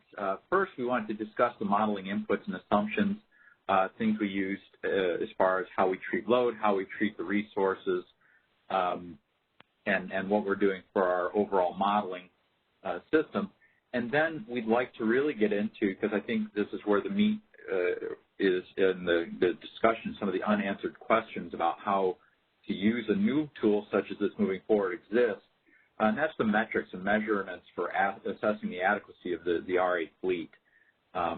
Because again, as Ben, you've so eloquently pointed out, that 115 needs its gold watch. The system is it's much more complex today, and when you have energy limited, use limited, variable energy resources, the interplay of all of these resources becomes critical, not just the I got a capacity value and here's how it stacks on top of everybody else's capacity value. So with that setup, that will be our goal for this discussion, is to go through our modeling inputs, assumptions, see if there are any elements that the MSC would like to opine on about how we might change or think about doing things slightly differently. We've tried to be thorough, as comprehensive and inclusive as RA resources as we possibly can. Our goal is to provide transparency. We want to make sure that everybody has open access to the results we've got, though some of the inputs that we put into the results are confidential. So let's go to slide 3 if we could. So in this proposal, we will look to run monthly portfolio deficiency tests. We'll be using a stochastic production simulation tool to assess what the likelihood that the shown RA fleet will support our grid reliability. We looked at starting off our analysis by running deterministic models. We felt that in a world where variability is king, or the enemy, or whatever you want to call it, the challenge that we have to address, we needed a model that was going to have variability in it. So we went with the stochastic approach. It gave us the best opportunity to assess a wide range of load, wind, solar, and outage profiles. And again, we thought that was key. Different than any of the models that we've really run in California to date, we've not used all of the resources available to us. We've simply used the resources shown as RA. Again, this is the tool that the ISO relies on as its first line of defense in maintaining system reliability going into any given month. When we run any daily markets, yes, we may have economic energy from imports or non-RA internal resources, but those help with the market efficiency on a day-by-day basis. They don't have the commitment or offer obligation to be there for the ISO that RA does. And so if we're relying on this as our first line of defense, we really wanted to see how well we could use that tool to meet our reliability needs. So again, our goal here is to assess gross load, net load, and our reserves as well, and that's one of the things we'll get to when we talk about deficiencies. As I've mentioned, we do this at a system level. We're not able to, the model does not get into the granularity of specifically looking at, for example, Greater Bay Area or LA Basin or any of the other local reliability areas that we have in California. So we've kept this at a system level just simply because, again, processing time and complexity of trying to build that model, even in the IRP, it's where we have more time to run the processing. It's very complicated, and the local areas are not specifically or spectacularly represented in all instances because of the complexities of how some of the overlaps exist. And again, we are limited now to monthly showings simply because we don't know what RA is, in a year ahead time frame. We talked about the prospect of trying to model a hypothetical fleet after year ahead showings. That's still something that's under consideration, where we got 90%, and we're really talking about how the other additional 10% is made up. That may be informative for LSEs to do the last 10% of their procurement. We're still trying to assess the feasibility and benefits of providing that information. We can move to the next slide, please. And I do encourage members of the Market Surveillance Committee, if you have any questions, please feel free to chime in and interrupt as I'm going. I'm happy to answer questions as we go along. So in using a stochastic methodology, we have unique challenges that don't exist in the system that we have today, which is to say we've got a standard. It's 15% on top of forecasted peak. We have a counting rule for resources. Resources come in, we stack them up. If shown resources are greater than requirement, check the box, we are adequate. The challenge with stochastic production simulation is that we don't get that yes-no answer. We get a series of probabilities. Probability that we'll have deficiencies of more megawatts than X, or probability that we'll see a deficiency given the fleet that's shown. This is the type of data we have. We can't sit there and say, yes, we have a probability of shortfall given that fleet of X%, we're good. Because that standard right now doesn't exist. And that's, again, one of the challenges that we're trying to tackle and looking for additional feedback from both stakeholders and the Market Surveillance Committee as well. So our goal through this process, again, we've tackled July 2020. We have to recognize what constitutes sufficient data to make a decision of the magnitude that we're talking about, and quite frankly, it's not 1 month. We may find out that ultimately July was very representative of how RA showings work. We may find out it's completely different. So the ISO right now is looking to establish the data needed to build a better framework to understand the reliability and probability implications that come with various RA showings and different seasons. And so what we want to know is what the thresholds are to determine the adequacy of the given profile.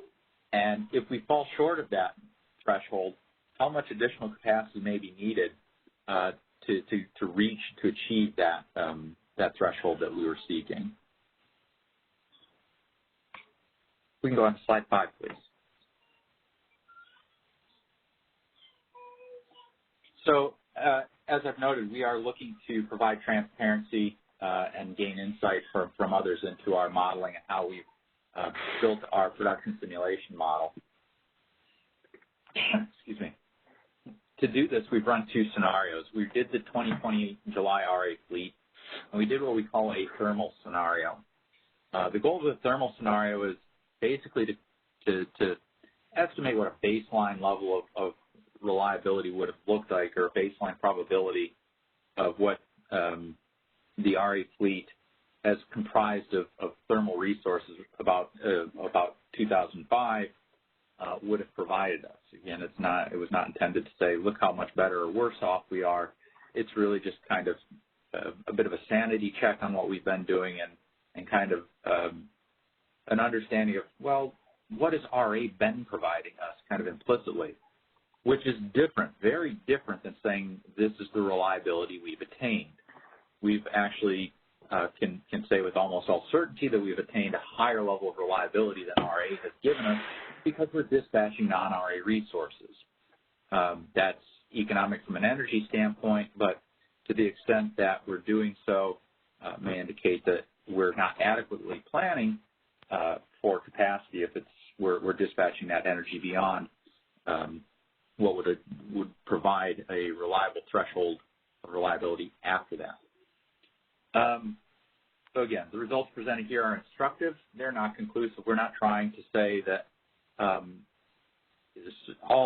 we have to change the program and this is how based on these outputs, but we do want to recognize that we have these outputs.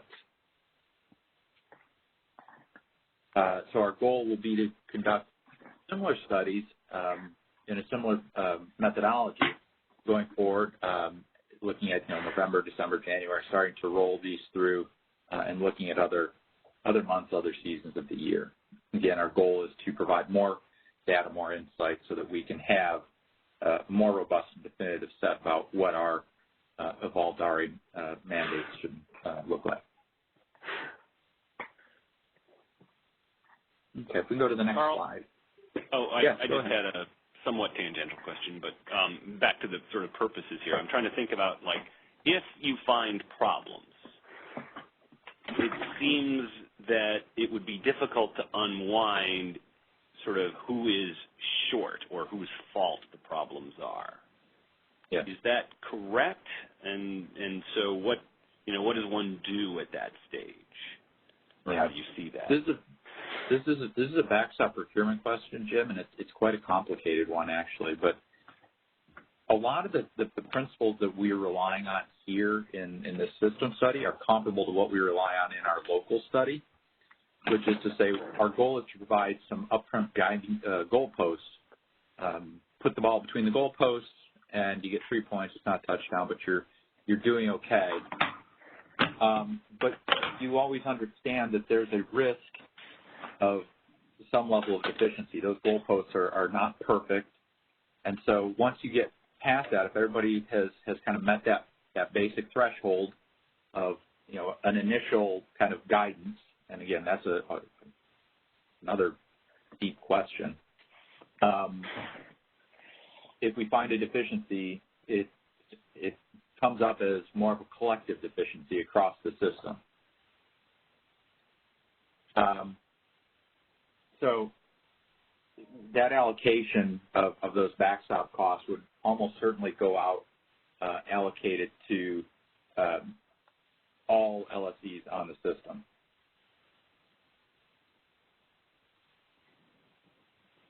Okay, and so you're kind of thinking of this as a sequential sort of like first there's the showings that are kind of more individually evaluated, and this is kind of, so if I'm understanding, like I think your vision of the process, everybody passes that stage, but then when you put all the puzzle pieces together, they don't quite fit right, and so in aggregate, the whole is less than the sum of its parts, and there's a failure when you do this more sort of deeper dive.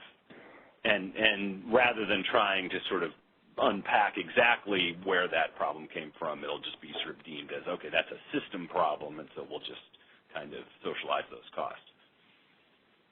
I think that's our thinking right now, Jim. We're still trying to determine if there's any way to have kind of a preliminary assessment of your fleet was less robust or less complete than somebody else's. For example, let's say that Ben's LSE comes in showing nothing but energy storage. It theoretically meets all of the RA requirements, but hey, we can't charge any of that, and he's provided nothing to charge that with. Is there something that, you know, would go to Ben's LSE before we go to Scott's? We haven't been able to kind of pinpoint specific criteria on that to date, but it is something we're still trying to work through. Mm-hmm. Yeah, it seems like it might be. I mean, yeah, I'd have to think more about it, but yeah, there would be a concern that you get everybody sort of moving towards something that that kind of meets test one but not test two, and yeah, ideally I would like to identify an incentive. I would like to note, Jim, that one of the other elements that we're trying to, you know, include and what we want to capture with this is that, again, it's not just a matter of being able to meet the peak energy output. It's a matter of being able to have an energy element to go along with the general capacity needs. There's discussion at the PUC. Southern California Edison has a proposal to include a specific energy requirement in RA. You know, we're working through that, and that process will play out at the PUC. But if you've got both the capacity and energy component to the kind of those upfront standards, having somebody fall horrifically short seems just much less likely. And so it does then start to push it more and more towards a collective deficiency that you would socialize those costs. Mm-hmm. Okay, thanks. Yeah, no problem. Yeah, so yeah, Jim, so that was a great question. I think that, you know, relates to my point about we need to be able to assess the overall adequacy of the system, and the question of how to allocate responsibility.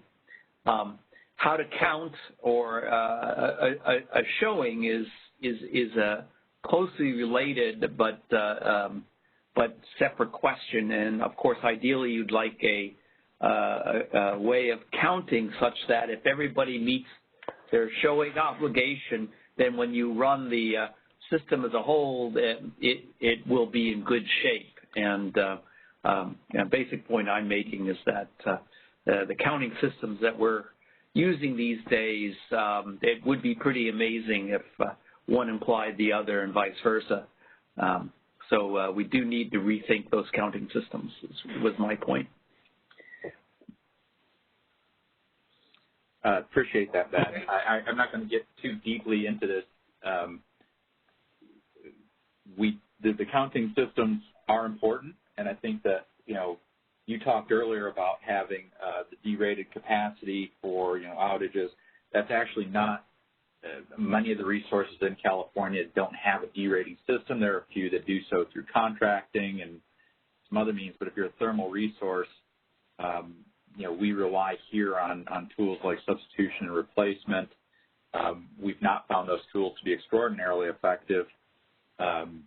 They also provide some negative incentives for any moderately risk-averse utility that might have excess capacity that fears either regulatory noncompliance and reporting may hold on to some of that capacity instead of making it available more generally to the market. These are complaints we've heard from some of the LSCs in the system. It's like we know it's out there, it's just not being sold. So these tools, and part of our goal is to break down some of the incentives to create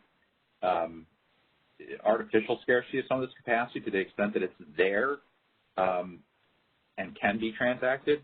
We'd like to try and facilitate that.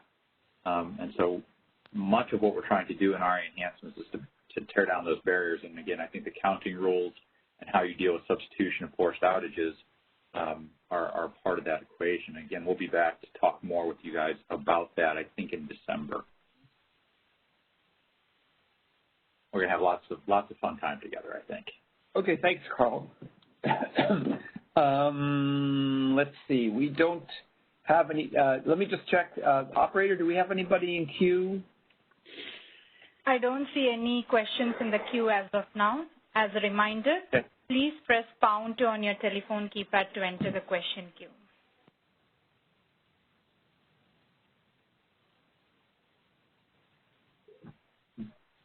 Okay, I'm hearing nobody chiming in. I'll carry on. Continue on if that's okay. All right, thank you. All right, let's move to slide 6 if we could.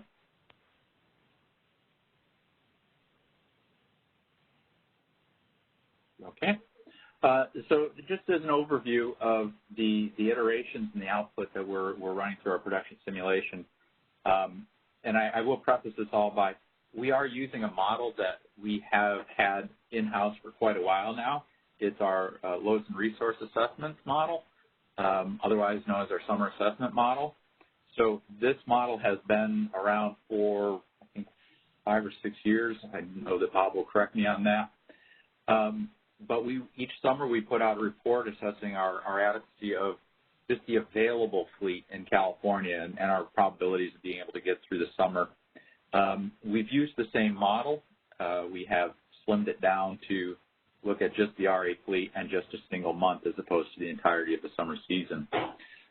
So we've run 2,000 month-long iterations. Each iteration pulls from an independent data set containing profiles for load, wind, solar, and resource outages. Again, this data is pulled from independent draws, so there's not some of the correlation of load and solar that you might see. So we do lose a little bit of that, but we do pick up processing speed. And again, given the volume of iterations we're running, we understand that we do some of the theoretical benefits of that correlation, but feel like we still have a statistically robust set at 2,000 iterations and combinations of load, wind, and solar. Once we get those iterations complete, we'll compute the probability that the portfolio is deficient.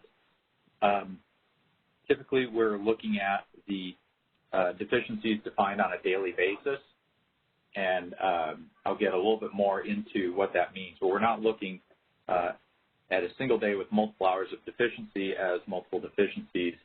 For the most part, there's a couple of frequency distributions that we found helpful where we do, but by and large, we're talking about these on a daily basis. Carl, this is Scott. These wind and solar profiles, are you pulling basically a profile that has, each profile has 720 values for the month, so you're pulling, a complete set for all the hours, or are you independently sampling to come up with the values for each hour somehow? The data is pulled for the entirety of the month. So it's one data set has, I think you just did the math, but 31 times 24 observations in each data set that's pulled. Okay, thanks. So let's see, are you actually drawing 2,000 samples of 720 values from some distributions, or you have a historical record of 20 years and you just draw repeatedly from those 20 July time series? Bob, I'm going to let you provide the answers to these questions just because you have the specificity that I think is necessary. Yeah, so the profiles for wind and solar are based on actual historical years. We've got roughly, I think it's 11 years of wind hourly data. So what we're doing is we're summing up all of the wind generation each hour for the entire year, and we develop these annual profiles that we can just draw whatever month we're working on. We do that for wind. We do that for solar. We have 6 years of solar data. It's basically just when we have enough solar generation out there is when we started pulling in the profiles for solar generation. On the load side, we are developing hourly load forecasts based on weather profiles from 1995 forward. And for each one of those years, we develop 7 profiles, basically starting each of that profile on different days of the week. So in the end, we have 175 profiles of load to draw from, 11 profiles of wind, and 7 profiles of solar. And we basically randomly draw from these various pools to develop our 2000 scenarios. Okay, so go ahead, Ben. Yeah, and likewise with hydro, I mean, would that be, would you have several years hydro scenarios as well and do the same thing? No, what we do is we look at snowpack, water content, and reservoir conditions and number of weather conditions to determine what the hydro year looks like from that standpoint and compare it to previous years, and then we find the year that most closely matches that, and then we use that actual hydro year as the profile, broken out into 2 components. One, run of river, which is a true profile that can't change, and the other one is the dispatchable hydro that has a daily energy component to it using the RA showings to set the capacity component. Right, because by the time you're late spring, you have a pretty good idea, although there's still some uncertainty. It'd be actually interesting to compare what you project for that versus what actually happened for some years. So a related question is, you draw them independently, but what do we know? I mean, when you look at the data, do the years that have higher than, let's say 1 in 10, let's say the 1 in 10 year or the very high demand years, do they tend to have lower wind or lower hydro? Hydro you're treating as deterministic, but wind and load correlations. Have you been able to make any inferences about whether high load years also have low wind, or do they indeed seem pretty independent, especially for the highest load days? Well, we're actually starting to take a look at that to understand that better. It's really more of, rather than speaking of years, it's really more of when the loads, when the temperature gets really hot, we typically do see less wind generation. So it'd just be over those high load periods within any particular scenario, not across the entire scenario. So we are considering trying to figure out if we can do a better correlation to actually correlate the wind to the actual load. When we started this out, we just didn't have enough years to really do that. It's still going to be a challenge. We only have even though we've got 11 years of wind profiles now, we don't have a profile for the years from 95 to, say 2010 or so. So we'd have to figure out what are we going to do for those years where we don't have any information. But that is something that we are considering and taking a look at. Okay, yeah, so there's the issue of different years and which years, and then there's the issue within a year that the particularly hot days may be also the days where you don't have quite as much wind, or maybe more wind, given the Santa Anas and things like that. So you're looking at data within a particular year of load and wind. It might be quite interesting, and so if wind, you tend to have many fewer megawatts of wind on the hottest or higher peak days, that may suggest that there's going to need to be some matching of days somehow in order to get a better idea of risks. But of course, this is state of the art. We're talking state of the art methodology here. It's really a research topic. I realize this sort of thing is not the state of practice in the industry. So I don't mean to suggest this as a criticism, but rather conceivably could make quite an impact on the assessment of adequacy, and is something that I'm very glad that you'll be looking at. And just to kind of finalize discussion, obviously the result is this model would, likely in those very extreme events overshow how much generation is actually truly available during those hours.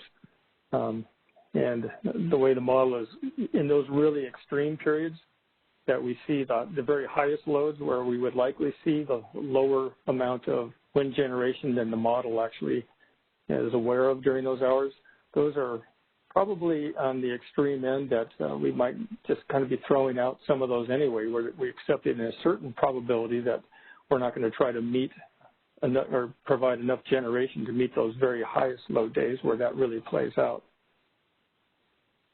Yeah. Okay. Just to follow up a little bit on these, you've got 11 years of wind data, but there's new wind farms. So you're going back and projecting what the wind would have been at those sites over the missing years, and same for the solar?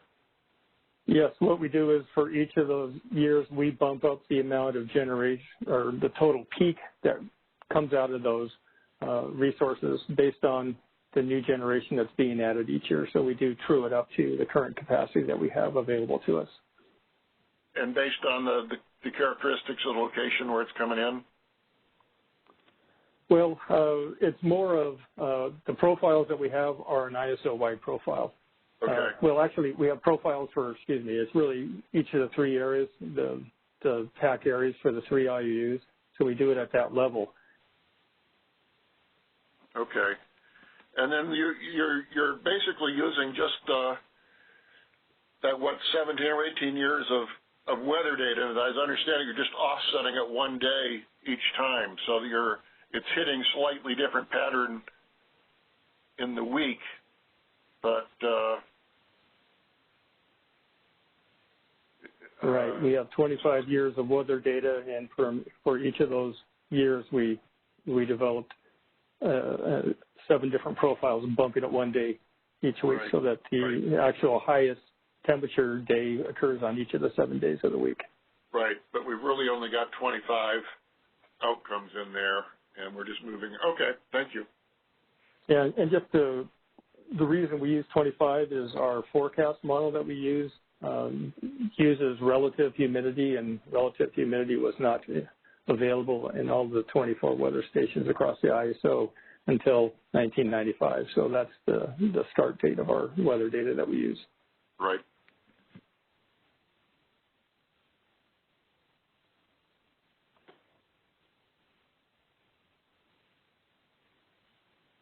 Okay, let's carry on. Okay. All right, so let's move on to slide 7. So for the modeling, we've been using ISO forecasts of load. We are open to using CEC forecasts once we have an opportunity or once CEC has an opportunity to build the granularity of hourly, day-by-day forecast sample that we need. Right now, the ISO is the only one that has it. Having said that, the ISO's 1 and 2 load was within, I think, a couple hundred megawatts or so of the CEC's 1 and 2. So again, we've got a consistent set, and beyond just looking at that just 1 and 2 load like our current RA standard does, this model allows us to look at a variety of loads, including, as you can see, some pretty extreme ones.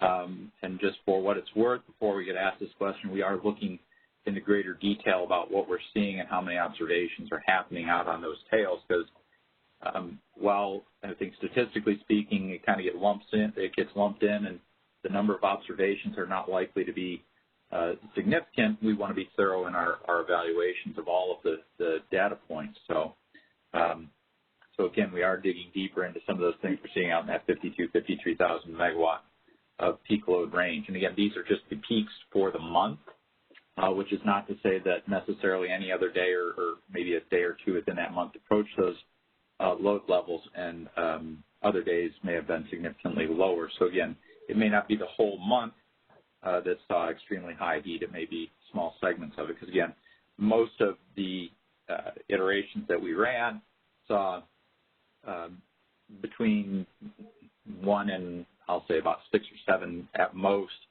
days of deficiency for those iterations that did demonstrate deficiencies. We'll get into those frequency evaluations here in a little bit.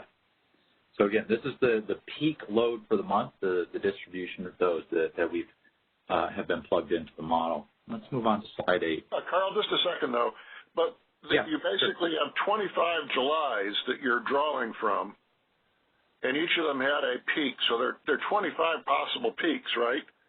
And you just draw at a different number of times, depending on how many. But shouldn't there only be 25, and shouldn't we basically see them? I don't understand quite how this syncs up with the same 25 days just being pulled from it. You know, you're still have a different starting point, but wouldn't you still? So just to make sure I'm understanding,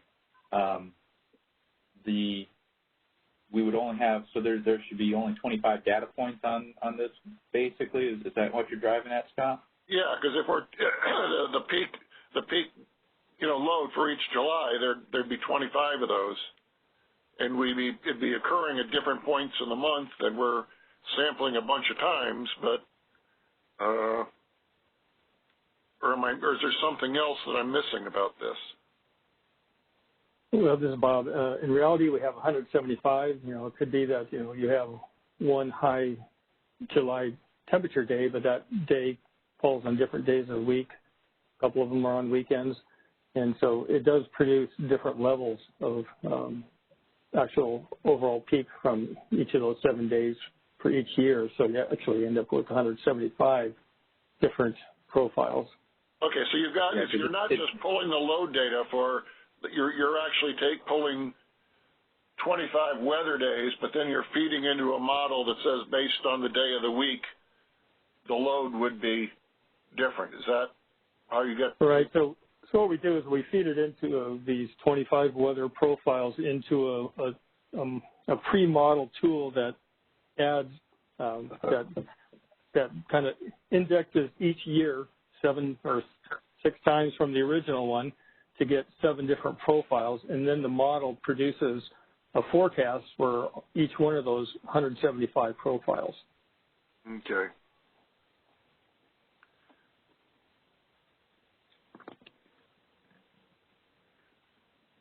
So some of these anomalous, you know, the very high loads might be something coming out of that transposition between the 25 into the 175 and scaling it up. Okay, thanks. Okay. And again, we are looking into, you know, those outcomes and just make sure we have a better understanding of them. That was one of the items that came up in the discussion yesterday. And so in an effort to be responsive to that, we've actually already started digging a bit deeper into that. If there are no other questions on the load, and I do appreciate the questions on this. Hopefully it's just adding a bit more clarity in your minds as well as to those that have you know, both listened in yesterday and today. We can go on to the next slide. So when we modeled in the resources modeled were identical in both scenarios with the exception of the wind and solar resources. So to the extent that we had solar shown as RA in the RA showing, we actually removed all of that capacity to create the thermal showing. We replaced that at a 60-40 ratio to CCGT and single cycles. And basically we added enough capacity in those combined cycles and single cycles to get back to a 15% planning reserve margin. So you'll see a little bit of a difference there where it says total RA. Those numbers are a little bit off just, again, because of what was shown. There was a slight difference. I think what happens, we came in maybe a little bit under the 115. We're still trying to, or I don't recall exactly why we were a little low on that end. I think it had something to do with the month-ahead RA adjustments relative to a year-ahead RA forecast. So the CEC creates month-ahead RA adjustment, and I think brought it down a little bit from what our annual forecast was. In any event, the other thing that we did was we did leave in the RA scenario the non-RA wind, I'm sorry, that should also be non-RA solar, or non-RA wind and non-RA solar. The difference in the wind was pretty negligible from what we could ascertain from the ELCC values and the outputs we were getting in terms of wind profiles. We did see that there was a fair amount of additional solar based on the profiles than what we had in shown RA. And again, that's just applying kind of that straight up ELCC application to the average peaks from the solar profiles that we saw. So basically we looked at the average peaks and took that average and multiplied that by the 0.39 ELCC factor that the PUC uses to calculate RA. And so that 333 you see there, that's where we derived that number from. We left that in there primarily because though it's not RA, it does have, in all likelihood, RPS credit requirements and obligations to fulfill. So we felt that leaving that capacity in there, at least for the purposes of the study, was reasonable. And, you know, it did not add a ton of capacity in the intervals, which we'll see were some of the more challenging intervals for us. In RA showings, there are also what are called RA credits. These are usually DR programs, RMR CPMs, or liquidated damage contracts that some LRAs still allow. In the numbers you've seen here, we have made an effort, as I said, to include all of the contracts there so as to not have any potential for undercounting the value that RA may be providing. Now, I want to note some important elements about the fleets that we've used. The input data that we use is actually master file data, so we are respecting the operational parameters of the resources, minimum uptimes, min downtimes, ramp rates, and the like. So to a certain degree, we do have a realistic view of the fleet. However, what the model does not do as well on is modeling some of the use limitations of resources. For example, it does not model if a resource has 5 starts per month or 10 starts per month, or a maximum runtime of 5 hours or 4 hours for the day, as some resources or program DR programs have. So we don't have those modeled. So what we can find is that can actually overestimate the reliability of the system. So if we have an iteration where, again, I'm just going to use this as an example because I think it's the cleanest. If we have a DR program that can have 6 starts per month and only 3 days in a row, we're not able to reflect that presently. And so what we can see is an iteration where maybe we have 6, 7, 8 days that are close. Those get covered, all of them, not just 4, not just 6 of them, but they all get covered. And so we don't see some of the deficiencies that may come out later. The other thing that's not modeled presently is some of the timing elements of when the resources might be available. For example, again, I'm not trying to pick on DR, it's just the examples are the easiest. If the DR program is running from 2 to 7 and the needs are arising at 6 to 9, we're not really aligning the model to reflect the call hours of that program. The DR is just kind of what I call floating on top of all of the resources, kind of that resource of last resort where we can call on it before we start to reach deficiency. So that, I think, covers the load inputs. We're happy to answer any questions about how specific resources are modeled. If there are none of those, we can move forward into the results of the study.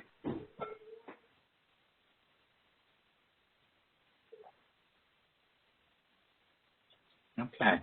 So, Ben, I'm not hearing questions, so I'm going to assume it's safe to move on. Coast is clear. I think it's safe. Okay. Onward. we go to slide 9. So before we get into the results of how frequently or what the probabilities of deficiency are, I think it's important to define what is a deficiency. So we have defined a deficiency based on the likelihood that, or the, when the results show that the ISO would be entering into a stage 2 emergency, this means we would not have adequate capacity to meet either and or non-spin, spin regulation and or load, so we'd have unserved energy in that instance. Again, the goal that we're looking at from RA is to be able to maintain those reserves without risking load shed. We do include load following in the model. However, we don't flag load following shortfalls as a deficiency, meaning we're not saying we are an increased probability of a deficiency because we don't have sufficient load following or ramping capabilities at this time.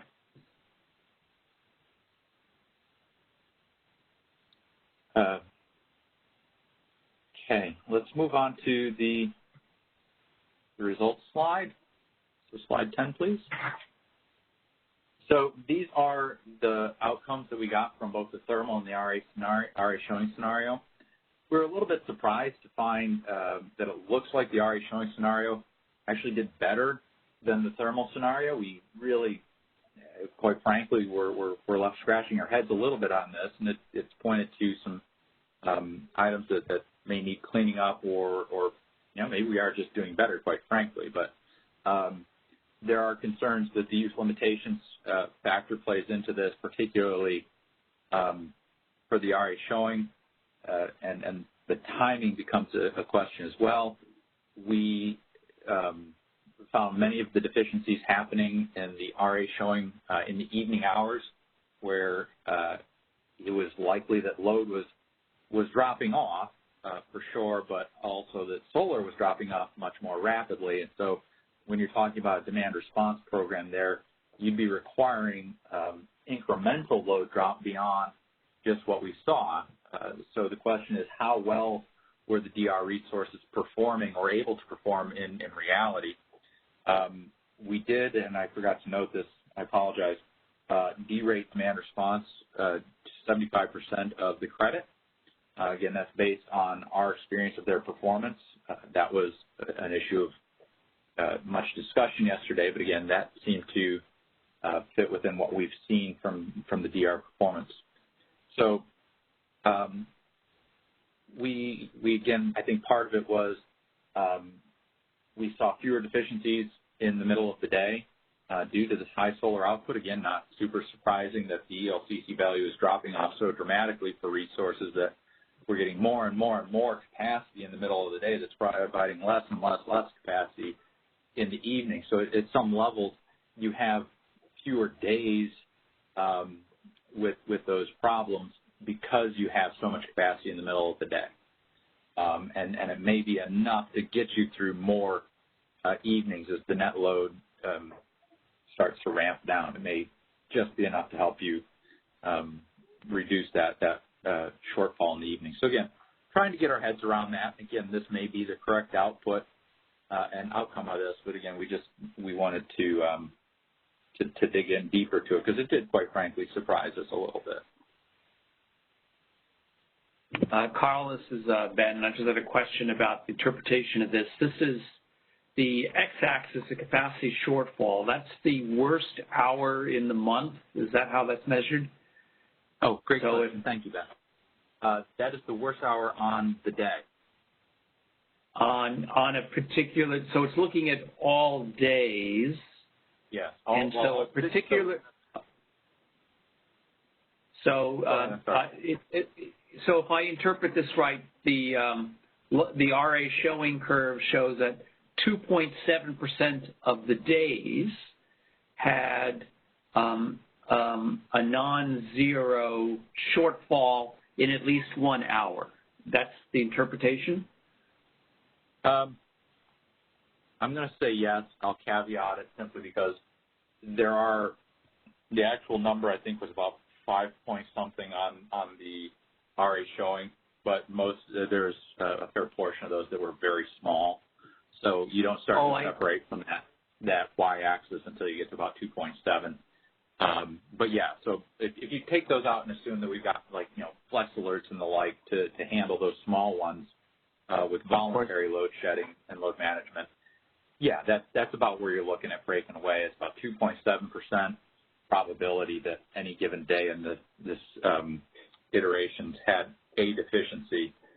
And then you can start moving out that curve and say, well, there's I got to make sure I interpret this right, a 2% probability that the deficiency is about 500 megawatts or less, 1%, 2% is 500 or more. I'm getting this backwards. This is embarrassing. No, I understand what you're saying. So the point it's going to make, here's another chart, an additional one that would be interesting because as property, an additional one would be to do this on an hourly basis. So find out what percentage of hours, rather than percentage of days, percentage of hours. And the reason that's useful is that then the area under the curve is the expected unserved energy. If you do it on an hourly basis, and that's an index that we may you may be wanting to consider in the future. So if you have all the data, it's another way to package it. Yeah, no, that's a great point, Matt. And we actually contemplated doing unserved energy as a first crack at this. We did stick with this metric on a daily basis. The theory behind this was I think we shed load on one of our days for about 20 minutes, but I don't think anybody cared any less than, if we were to, and it was a very localized load shed. So again, unserved energy is kind of an interesting concept, but it's still unserved energy.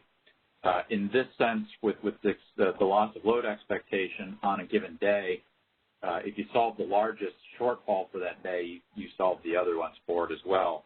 So I think expected unserved energy is something that we can go back and take a look at. We do have the data for it, and compiling it probably would not be horrifically complicated given what we've kind of how we've learned to work with the data we have.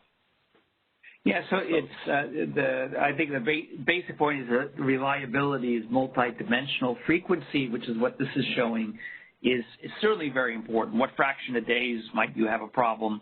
And unserved energy is another measure of severity that also integrates the length of the outages.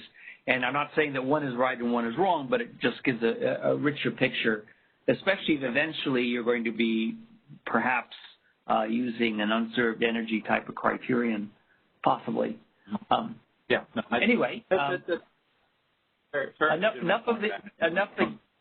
of the geek talk, right? Let's go on to the slide. No, this is what we are here for, Ben.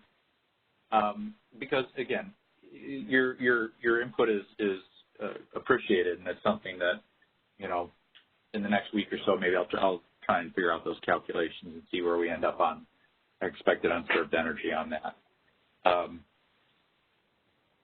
In any case, okay. Any other questions on what we've got here? And I think this might be a good opportunity to turn back to the phones as well, Ben, to see if there's any callers we have in queue. Sure. We do have a question on the queue. All right, caller, your line's been unmuted. Please go ahead. Hey, Carl, and MSC members. This is Noah Tom from SDG. I just wanted to sort of ask and chime in that in this chart, making sure I understand that it's it's really a percentage of the time the ISO would experience a stage 2 full and would therefore then sort of rely on potentially non-RA capacity in the market to avoid this type of deficiency, even though it may not actually be a deficiency, right? Yeah. At that time, because the ISO's actual stage 2 would go on to call in non-RA capacity. Yeah, no, this is a good point, and I appreciate you calling this out. We call it loss of load expectation, or LOLE, or whatever you want to call it. But Noah's right. At some level, if we ran this model in March and we found a similar curve, would we shed load? No, we may CPM, we may be able to rely on economic energy, but again, it's a comment on the RA showings inadequacy to do that in isolation. So Noah's right. It's not necessarily that we would not serve the load or that we'd be forced to shed load in March. That would look kind of silly, but it does imply that supplemental action beyond the RA program would be necessary. And I'm just looking at the summer assessment that you guys did. It looks like the stage 2, the probability of shortfall in the summer assessment itself, which included all capacity, or sorry, all resources, not just RA resources, was about 3.7%. So I'm trying to correlate between, this information in front of me and as well as the other report, trying to understand whether this seems to be, in a sense, more stringent, and what does this tell us as far as, where we want to go for policy setting? Yeah, so I think the one thing I wanted to point out, Bob, please correct me if I'm wrong, my recollection of the summer assessment is that I think those probabilities are expressed not daily. I think those are iteration-based probabilities. Is that correct, Bob? That's correct. So again, we do have a different level of granularity there, and so it makes for comparison of the results a little more challenging. But again, a fair tool to look at. And again, we are looking at a much smaller fleet here than what would be found in the summer assessment. And in addition to that, the summer assessment is modeling May, June, July, August, September, Bob? That's correct. Well, excuse me, not May, June through September. Okay, so we've got more months, some with higher or lower load profiles, so you may be losing, you've got more monthly observations in there such that you may not have as high a probability of deficiency in June as you do in August, let's say. Because again, you're working with the same fleet. So there's a couple different granularity points that make comparing them side by side not quite as easy as one would hope, and I understand the challenge with that.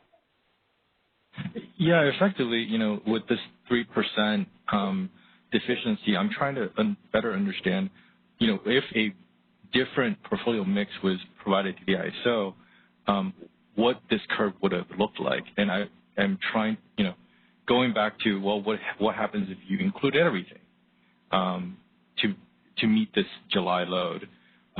But it looks like it's still 3.7%. Again, as you said, this is on the summer assessment, not exactly the same as what you've done here, but trying to understand how does UCAP come into play and resolve these problems? How does a different portfolio mix resolve these problems? This isn't very clear to me at this point. Okay.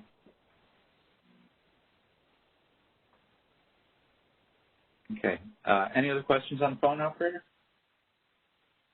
We do not currently have any questions on the phone. Okay. One more time back to you, Ben, Jim, Scott, any questions before we move on? Not for me. Nope, not for me.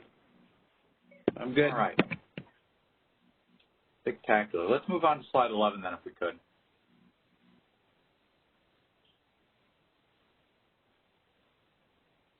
All right. The desired service level reliability standards defined by determining where an acceptable loss of load probability,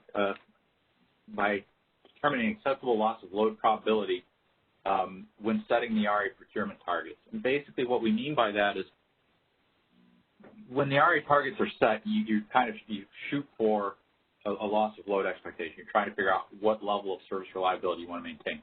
The ISO is going to maintain system level reliability. We can do so by using all the tools in our toolbox. Those tools include the RA fleet, first and foremost, energy markets, and economic energy. Beyond that, CPM as well. And we work our way on down to controlled firm load shed, which, again, that's the last tool in our kit. It's not what we want to use. And, again, as Noah brought up earlier, anytime we have a deficiency here doesn't necessarily mean we're shedding load. But what we don't have, what we don't know, and what we're really looking to, we think there's a lot of additional discussion needed to say is, well, what is the acceptable level of reliability? What we heard after August was we're apparently at a level that's too high to be, or higher than is acceptable. I'm not sure that's right. That's kind of the knee-jerk reaction that comes out of that. So we need to sit down and have a very thoughtful conversation about saying, well, what probability is? When we sat down and we ran a single study, what we found was when you translate the probabilities that we found, you were looking at basically, again, I'm using this as though LOLE you can think of as supplemental action, whatever you want to call it, basically about the probability of about 0.93 days loss of load expectation in the month of July. That's a little bit higher than a 1 in 10 standard. 1 day in 10 years, we're basically hitting that 1 day in a month. But that's not to say that's a bad thing, because there's some other trade-offs that we need to talk about.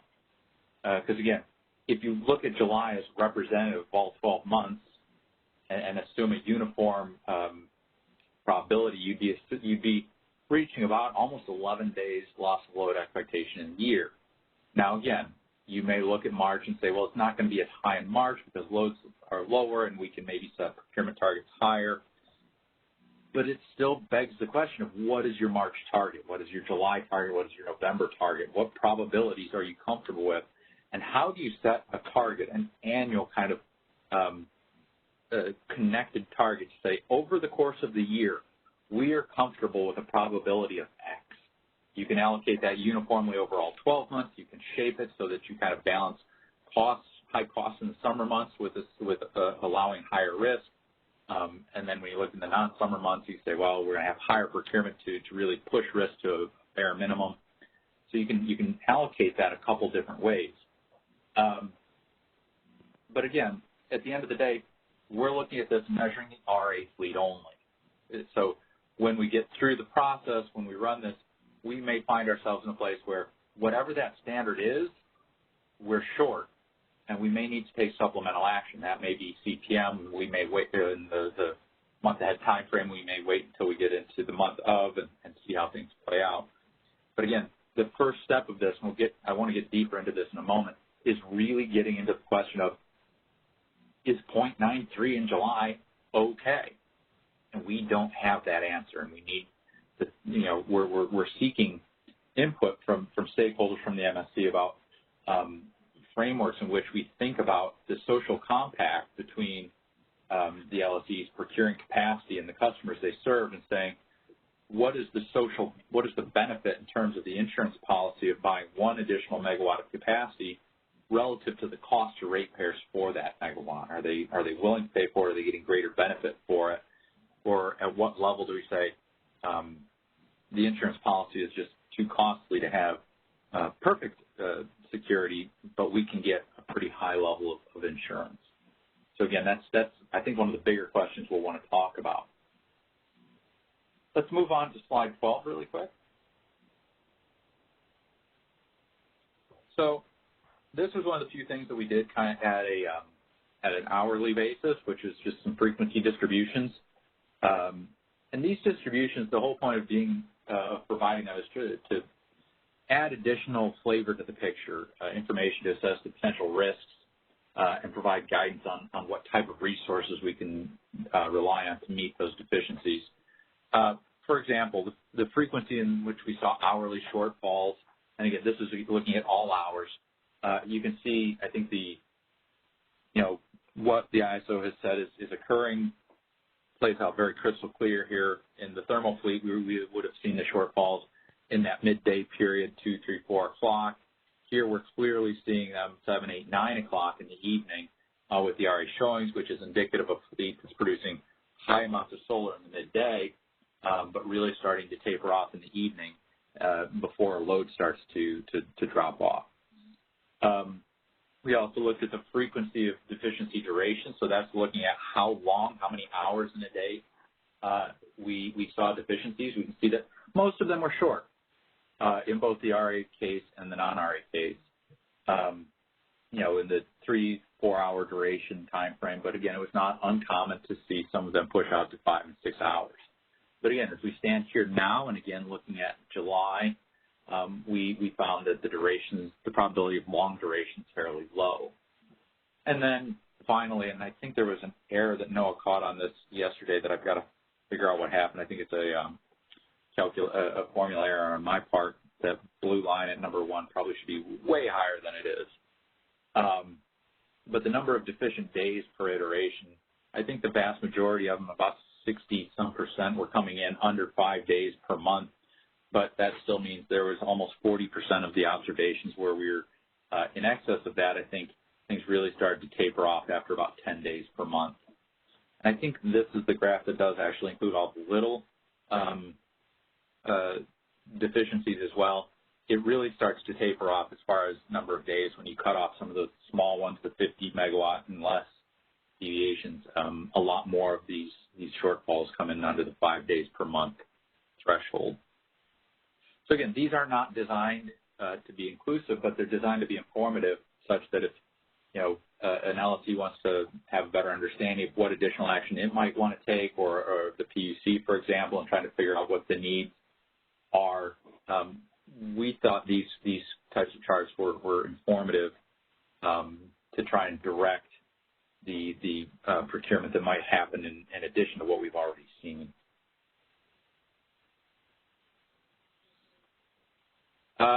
Any questions before we move on into talking about the reliability measurements?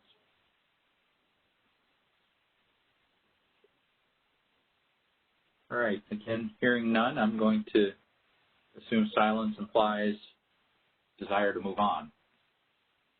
So let's go on to slide 13, if we may.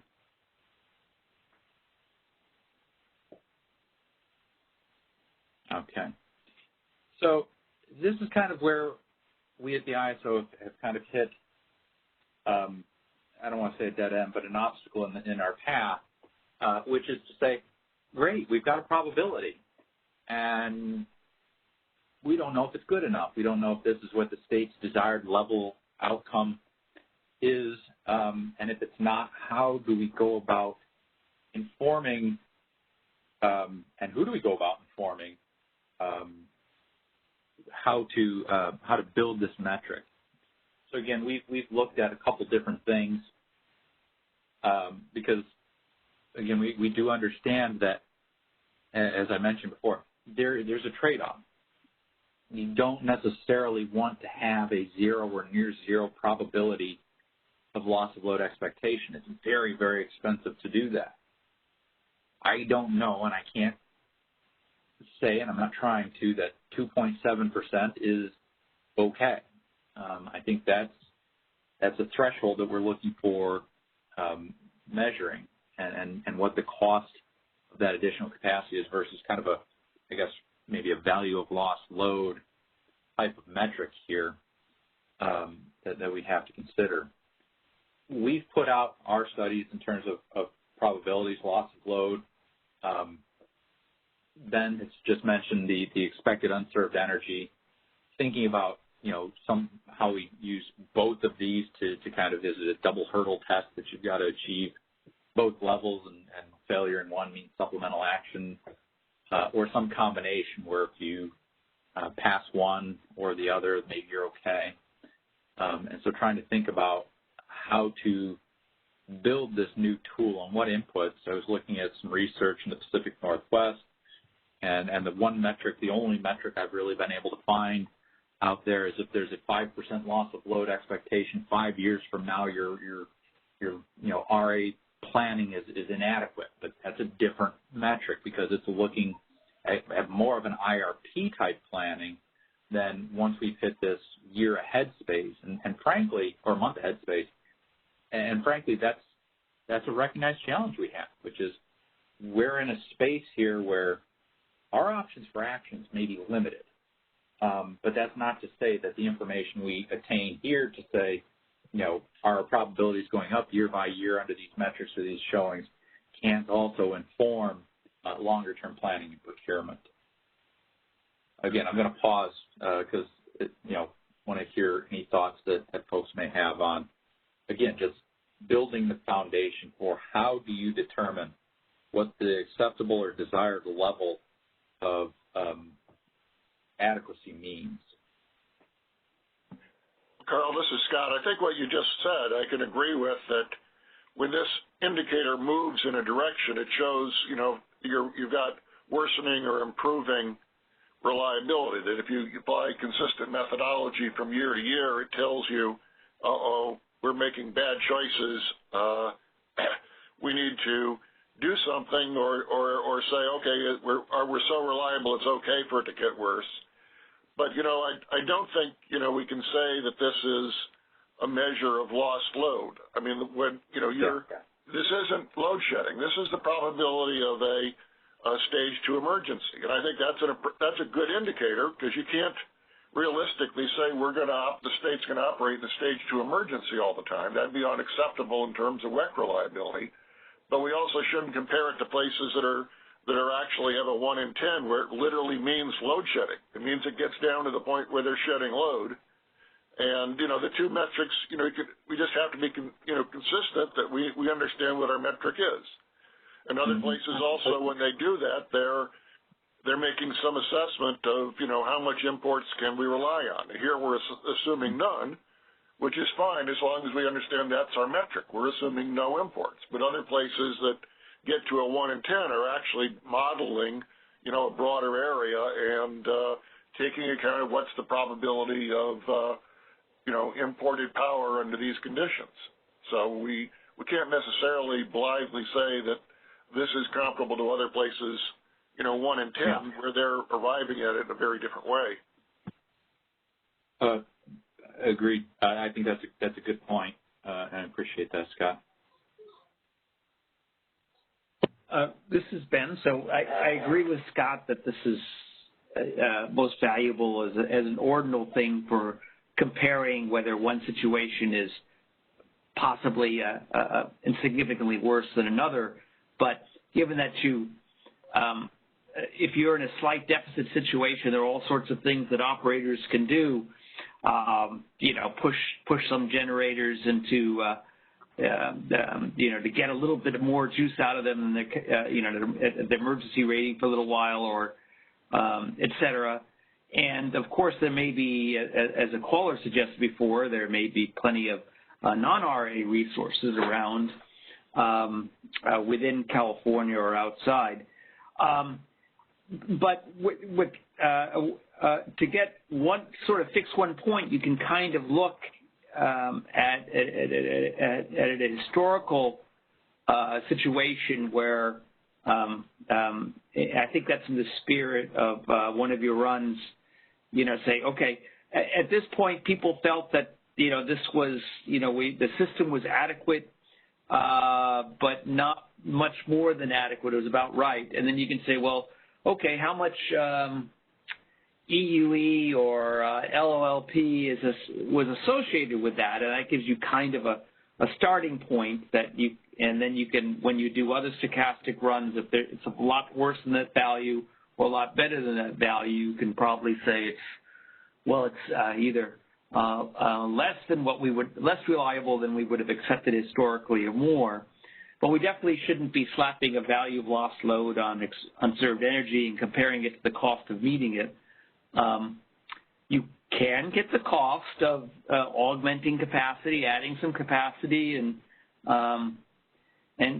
get a sense of what that might mean in terms of the frequency of a stage 2 or the amount of EUE, and you might get a sense of, well, that's an awful lot of money for not much benefit. So you might get some valuable information like that. But there's not going to be an optimal point that, the marginal cost versus the marginal benefit of additional capacity is, we're going to find a point where those are exactly equal, and that's going to be our target.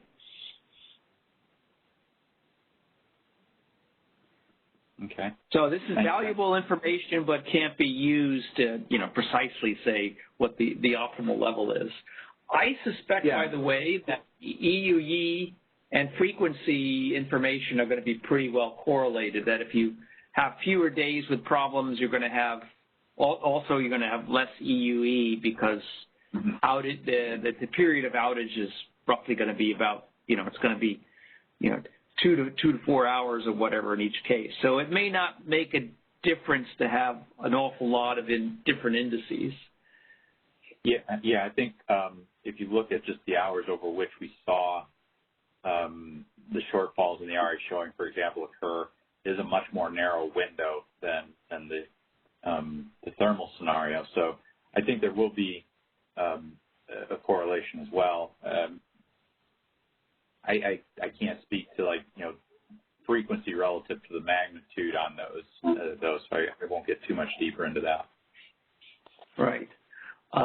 The one index that people are shying away from in this day that we have a lot of battery storage is the fraction of hours that have a deficiency, because depending on how you use your storage, you could spread out the period of deficiency, or you can sort of concentrate it depending on whether you discharge, you discharge the energy until, and without, as long as there's would otherwise be deficiency, you discharge it until the battery's empty, and then you have a large deficiency. That will result in fewer hours, but with a more severe deficiency.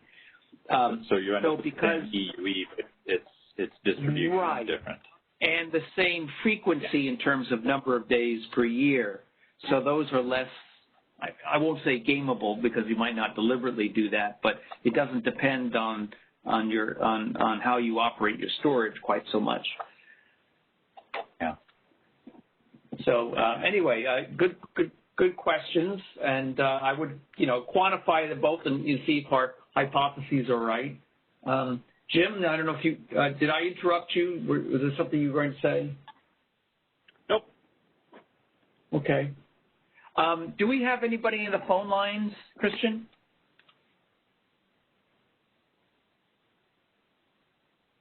There's one caller on the line who raised their hand. Your line is unmuted. Hi, this is Wei Zhou from SCE. Can you guys hear me? Yes. Sounds good, Wei. All right, thank you. So, yeah, Carl, I just want to mention that we definitely agree with you that a lot of discussions and conversations on in this area will be needed. So I think my comment probably somehow aligned with what Noah from San Diego Gas and Electric mentioned. So I think maybe, to think about how this, 3% or, the way you look at it in this assessment, how this compared to the some other metrics, especially the IRP, the reliability metric, which is based on the CPUC reference system. And I think it's really, to me, it really matters which one is more stringent. I understand that the RA is the last defense line you have, you move to the month, but, you could also think RA is just really to procure the existing resources, and IRP would, you need to probably be better placed to get a new resource on the ground or to develop new resources. So I'm just really wondering which one is more stringent and whether there are consistency or inconsistency issues, and if so, what are the justifications? So, yeah, I definitely agree with you. A lot of discussions and conversation would be helpful. So I think the one thing I can agree on with what you've said is if you're an RA and you're short, meaning there's absolutely nothing we can do in terms of supplemental action, it's too late. We get that. IRP has to be the one, the place, the process where we provide enough steel in the ground. Again, problems we've noted, I don't think we're in isolation in this. I think Edison shares this concern, is that the connection between the two proceedings is just not as tight as as it needs to be to make sure that, you know, what's being authorized and procured in IRP is you know, kind of always working its way down and being available in RA. But on top of that, when you get into the RA space, this is the opportunity to basically shore up the expectations of, you know, what it is that we're going to be relying on, putting kind of that resource into used and useful space, making it available to the ISO's market and having us know about it. You know, our goal here, like I've reiterated a couple times, you know, it was not to draw out and say, you know, we have or that even the data we've produced is sufficient to make a demonstration of adequacy. What the data we've produced does is tell the story of these are your probabilities. And so again, where we have that conversation or who has that conversation about, you know, 2.7, yeah, that sounds about right, or 2.7 sounds awful. That's what we're looking to move forward to get support and additional information on, because you know, we're going to maintain system reliability. We've just been told that shutting load last summer was not okay, and so we really kind of have to look at these probabilities and ask that question. So that's yeah, I think really what we're trying to do here. Yeah, I think I think I understand what you're saying, but my point is really, like, we need to understand what 3% stands for. You know, I think Nuala said something that may mean the time that you have to rely on non-RA resources. You know, I think to really understand the metric you're using here. Can I interrupt for one second there, Ray? Yeah. Because I want to understand that notion that 3% of the time we're willing to rely on non-RA resources. In the context of, you know, carrying your fair share, are we saying that we're okay with the 3% probability that we're leaning on somebody else for capacity, or that, you know, that we're going to rely on free capacity at a 3% probability? Because again, I don't want people to think we're saying we're going to shed load. I really, you know, we can change how we phrase that. I don't want that to be the takeaway. It is, you know, as I've noted, the need for supplemental action, and I'm struggling with the idea that, yeah, 3, 5, whatever percent, we expect that non-RA capacity is going to fill that gap. And if we're okay with that, we should just be explicit about that, because it may not always be there to provide it. So when you say that you know, you're okay with the 3% of non-RA, sometimes that non-RA equals 0. And that's the outcome. And so we want to be explicit about that. Yeah, sorry to interrupt you. I think, to me, I think to me, we still need to understand what 3% really stands for. I think to you, it's more for like a result from this model, but to me, it's also like what reliability criteria you impose on the model and how the metrics you're using to get that 3%. One thing says, you know, it's a stage 2 deficiency. Is that same criteria as, you know, loss of load expectation? I think that there's a lot of pieces going into that 3%.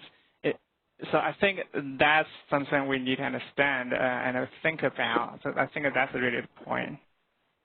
Okay, so I appreciate where you're coming from on this way, and I do want to understand a bit better, and I think this discussion is worth going a little bit deeper into, because you want to understand how, you know, what it means, and I guess the conversation maybe is comparably well addressed by asking you, when you see this, you see a 3% probability of the ISO declaring a stage 2 emergency. What does that mean to Edison? What does that mean to the state of California? Like, that's what we want to know. What we want to understand. If we're starting to arm load to shed, we're hitting deficiency conditions, and things are getting very tight, and and then load shed is imminent. So when you see 3%, what do you see? It's a 3% probability that we'll see PM, and you're okay with that, or like what do you guys see? Yeah, Carl, I think it's hard to answer your question without understanding 3% exactly is. So to me, as I mentioned, you have to go into a stage 2 emergency. Right, but is it a number of hours? Is it number of hours compared to what, like 62,000 hours, or how that's calculated? And all the 2,000 days, 3% of them are deficient. 62,000 and days, what low forecast, the criteria you used, all this, I think, we have to understand them better, and how this relate to the IRP assumptions, how does it relate to the reference system used in the IRP. I think it's, to me, it really need to understand the data before. Aren't we past IRP at this point? So what difference does it make what the IRP assumptions are away? We're 45 days out, and we've outlined, or at least we've tried to. And again, I'm always curious about where the deficiencies in our explanations lie, and I always want to fill those in because I want understanding. I want you to know where that number came from. That's very important to us. We thought that we had spelled it out that this is 3% of 3% probability out of 62,000 observations. 3% of them had a deficiency of greater than 50% or 50 megawatts or more, meaning that we were dipping into stage 2 levels at 3% in a 3% probability space. And what that if we had just RA. And so I get that doesn't mean necessarily that we would even call the stage 2 emergency. I frankly understand that as well. But we'd take supplemental actions. We'd CPM. We'd call demand response programs. But again, those are already called in this. So we'd have additional actions. But I'm struggling, and I really, really want to understand what haven't we explained. I'm really trying to get my head around that, man, and I appreciate the help that you're trying to offer me on this. Yeah, I think, I also appreciate your response. What I'm saying is this is kind of new metric you're using, right? The first time we've seen it. So we have to kind of digest what it is and how to this compare to existing method, the existing loss of low expectation method that we use for IRP or some other spaces or kind of industry, practice. How does this really mean, I think, before, understand the suggestion or recommendations here. So that's all I'm saying. So thank you for taking the comments. I appreciate that what we've put out there is it's not a small lift. It's a lot to process and digest. And again, for me as somebody who's worked on this project with a larger team, I know that our goal through the entirety of this process was to be complete, to be thorough, to be transparent, to be honest and frank. And, we've done our best to provide that. If there's descriptions, definitions, math, whatever that requires additional understanding, we want to know what that is to try and do better in providing it, so that what happens is that there does create a comfort or at least an understanding of what it is we've done. And I appreciate the challenges that you're, of trying to process this in a week or two. Frankly, our team, it took as long as it did to release this because the back and forth was trying to get into, I think, some of the details and definitions that you're asking about. So I appreciate the challenge and the line of questioning, and we'll keep working on improving the explanation to provide greater comfort. Okay, and we will put, the question we may have additional question in the comments as well. Again, appreciate the discussion. Absolutely, Wei. Thank you very much. I appreciate it too. Okay. All right. So with that, operator, I'm sorry I missed your name. Any other callers in the queue? Yes, this is Mickey, and we have one other question. Caller, please go ahead. All right, thanks, Mickey. Hey, Carl, this is Noah from San Diego again. Just following up on your conversation with Wei, when it seems like what Wei is saying is similar to what my understanding is at that stage 2 at 3% emergency, to which what you're calculating in this model, to us, there are other resources available. And therefore, in reality, the ISO wouldn't actually activate a stage 2 until, such resources that are non-RA, as you said, are being leaned on, are not sort of exhausted at that point to get to the stage 2. So, whereas I think you're saying this definition seems to be a new trigger for an actual stage 2. Even if there is plenty of supply out there, at that point, the ISO is going to arm and start shedding load. I think where I'm coming from on this, Noah, is kind of a principle of we shouldn't plan for stage 2 emergencies. And I think what we're saying is... Sorry, go ahead. I was just going to say, I think, at some level of probability, we get it. But, I think that you hit a threshold that the planning standard, the planning targets that are set are such that, you're seeking to avoid those. And, yeah, maybe we don't do so because we have other options, but I still don't know that I would agree that demonstrates an adequacy of the standard. Well, that's why I think it's also we need to know how much the current, supply mix that's all of the supply mix that the ISO has access to, but what is its reliability metric? In the sense of, if we're at 3% with RA only, but we're at let's say 2.5 with the entire supply, then what the ISOs, what we're saying is, are we willing to buy another 0.5% because that's as good as the system will get? Now, you may not like the 2.5%, and I may agree with you there on the fact that the entire supply may not be reliable, at that point. Then that's where we get to this sort of the hierarchy question, right? Is let's make sure how we can get to the LOE that we need to get to. But you can't say that, hey, Noah, you only have one spare tire in your car, you need more, and then when you're trying to compare, like, well, you got to cover a situation where you need to ensure that you don't have forced flat tires. Yeah, and I don't think I'm asserting that, Noah. I just think what we're seeking to drive to here is acknowledging that there's a probability that you're going to have 4 flat tires. If you run over those the teeth going the wrong way, which I've done, and ended up with 2 flat tires, so I wish I had more than one. You have to say what level of probability of that. Like, yeah, I'm not buying 4 new tires because that's just insane to try and carry 4 new tires and pay for them and all that stuff. And we get that. That's not what we're asserting. We're not saying you have to drive it to 0. What we're saying is you have to tell us what it is, and we have to figure out what it is. And I think that's where we're at.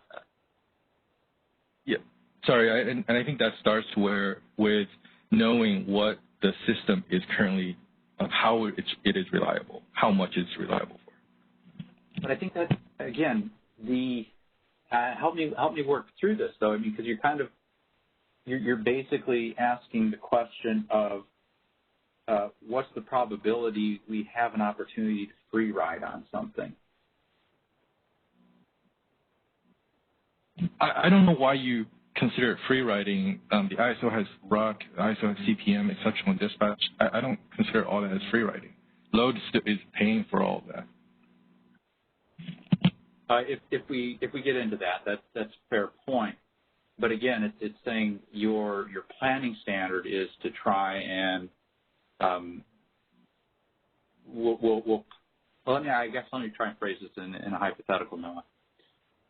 If we ran the whole fleet and it showed a 0% probability of a shortfall, would that impact whether or not 2.7% was enough or not? Or would you be willing to go to 5% if we ran that fleet, or 10% if we ran that all resources available fleet and found out that it's 0? Then we know the capacity's out there. It's just a matter of, CPMing or rucking. And that's I think.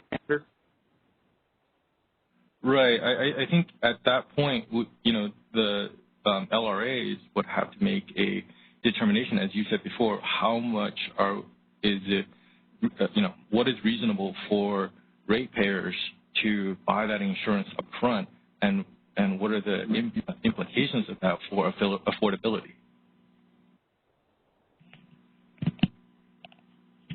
This is Scott. And again, can I jump in? Because just there's some, what are we talking about with the, we talked about the non-RA resources, and for you guys probably know what you're talking about, but it's not totally clear to me.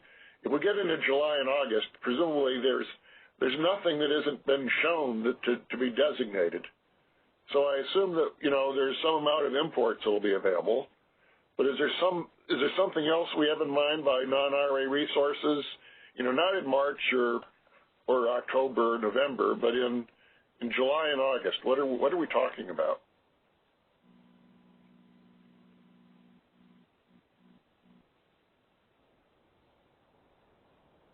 So, Scott, this is Carl. Even then, again, if we're looking at a 1 and 2 plus 15%, I think there's still a little bit out there. Yes, it's not as much as there is in March, obviously, but there's still some out there that's not on RA showings, and that does include imports as well. Right, I can understand the imports, but I'm trying to understand what resources would hang around if they don't have an RA contract. I'm just trying to understand what it is we're talking about. Is it a gas-fired generation that's got no RA contract? If they don't have it in July and August, I assume they don't have any other months, so why would they even still be in operation? And so that's why just so I know what the dialogue is about, I feel like I'm missing something.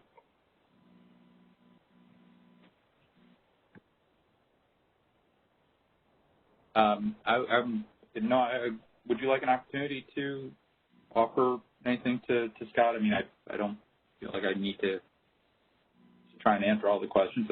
You guys are out there on the ground doing the procurement, so what are you guys seeing?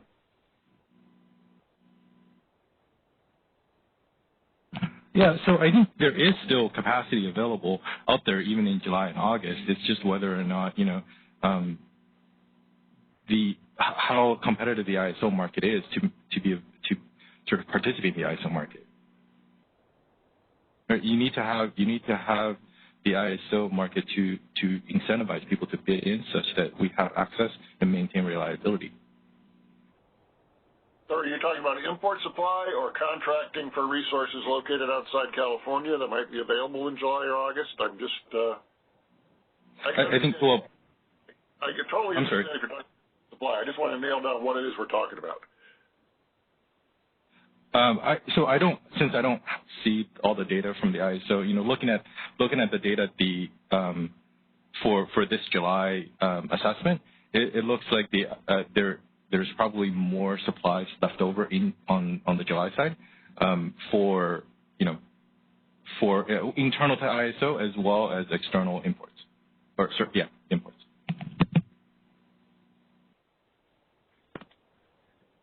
Thanks.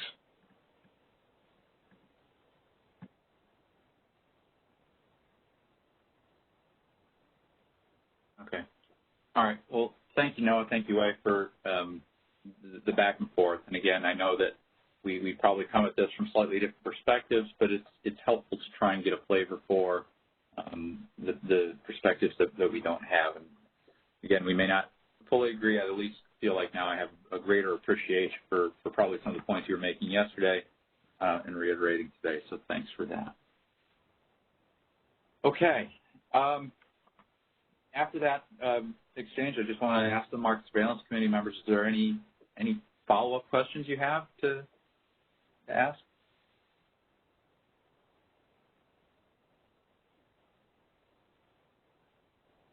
Okay. Again, hearing none, I think I'm going to move us forward. Let's go to the next slide if we could.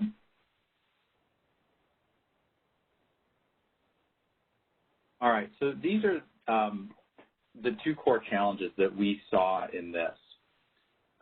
We've really kind of hit on the first one pretty deeply. I want to kind of dig into some of the questions we saw as relevant to this, which is establishing a defined reliability criteria or loss of load expectation. Again, we were very intentional in our language here, which is to say we've tried not to sell this as kind of like that's the metric is, it may look like loss of load, but yes, we understand that there's other actions we can take and kind of what are the risks and costs associated with that. And I think, the other question is that, something that we're okay planning to and undertaking. So establishing that is kind of the first element of this discussion that I think you've seen starting to really play out here. Like I said, I've gotten a bit more insight into different perspectives today. The second one, though, is once we've established that criteria, once we know what it is, what I've sometimes called the desired or acceptable level of service level reliability that RA provides. And again, I'm very specific about RA because once you move beyond that, you're relying on something else. You're not relying on your service level reliability is not being defined by RA, but by other opportunities that may exist out there. So, but once we've got that defined, what quantities and qualities of capacity are needed to get the portfolio back to that level? Now, well, let's just go to the next slide because I'll address this here. So, in dealing with the first question, we saw that there were really three parts to this, which is trying to figure out what the granularity of the RA program was, how you apply an annualized planning standard, and what the desired service level reliability target is. And we've got these listed out in 1, 2, 3 order. The reality is I can ask those questions in 3, 1, 2 or 3, 2, 1 or 2, 1, 3. They can come up in a different order, but they're all connected. They're all a little bit interrelated. So, for example, when we look at the granularity, we now have a monthly program, which is to say at 45 days prior to the month, I get an RA showing. I have limited ability to take supplemental action in terms of, planning and procurement at that point in time. My options of available capacity may be much more limited. Those imports that were available in a year ahead space may now be contracted. I don't have them available anymore. So I'm stuck looking at what I can get within 45 days. I'm also stuck trying to do that assessment within 45 days or closer to like 4 or 5 days is what we really end up with. And it also plays into how we think about our annual planning standard. So I'm going to use that 1 in 10 loss of load expectation because it's that number that's out there. It's not a statement of a preference of probability. It's just a known one. So if I have an annualized planning standard, which is, again, where we see planning standards done most frequently, is on an annual basis, 1 in 10, 0.1 probability of loss of load for that year. And I know that I'm allocating that over the entirety of 12 months. Well, if I've got a monthly RA program, I can't do that. I need to know what each month, what portion of that 0.1 they get in that month. The results we showed 0.95, so even above that. So trying to figure out, are we allocating that risk uniformly over each month, gets the same probability? We focus on higher probability, meaning more risk in the summer months because it's just more expensive and it's cheaper to buy the capacity in the non-summer months and drive that risk to near zero. So trying to think about how we have that annualized standard. But I think one of the key components of this discussion is there has to be an annualized standard. We have to know over the year the acceptable level is X. the only way we can start to parse this out over 12 months without having it be somewhat random. And so then the final component of this is, and you can start with this component too, is your desired service level reliability can be, you can define that however you want, at whatever granularity and whatever probability, but it needs to be defined. I can define that as, 0.001 in March and 0.01 in July or vice versa or whatever. But you need to define either for the month, the season, or the year what the acceptable target is. That way we understand when we've reached adequacy, when we need to take supplemental action in the planning space as opposed to the operational space. Again, not that we're not really approaching the operational space by month ahead showings, frankly, but when and what actions we should be taking at that time. We need that defined reliability. Now, let's go to the last slide, because this kind of gets to that question Ben asked earlier about interpretations. And this is a very rough interpretation, frankly. And it's kind of an estimation of, we put out a study that we get the showings 45 days prior. If these are the results we get, we put them out, 5 days after the study comes in, and you say, okay, our desired level of reliability is, let's say, 1%, or probability, it's 1%. Okay, roughly needing about 1,500 megawatts to push my probability of a stage 2 down to 1%. Again, we're not rerunning the scenario because we don't have time, frankly. But this gives us an estimate of if you want to push it down to that level, that's about how you do it. So, again, and that's, different month by month or over the year how you define that probability. Again, this same kind of perspective would hold if you were looking at, 1% over the year. We'd need, 1,500 megawatts to drive that. So the scale of monthly versus annual here doesn't matter. It's really just kind of the depiction of the estimation. The more time we have in advance of the actual operations to know this information, the more and better actions we can take to achieve and to help our system reach that expected level of reliability. So with that, I will wrap up my statements for the day and turn it back to you, Ben, and the MSC members for any final questions or any additional questions from the stakeholders on the phone. Well, Carl, I had a reaction to this last figure here, back to the earlier discussion about, well, I guess all of this is about not all capacity is the same. Capacity, lots of different capacity do different things, and the spirit of this whole exercise is to try to see how those things kind of add up.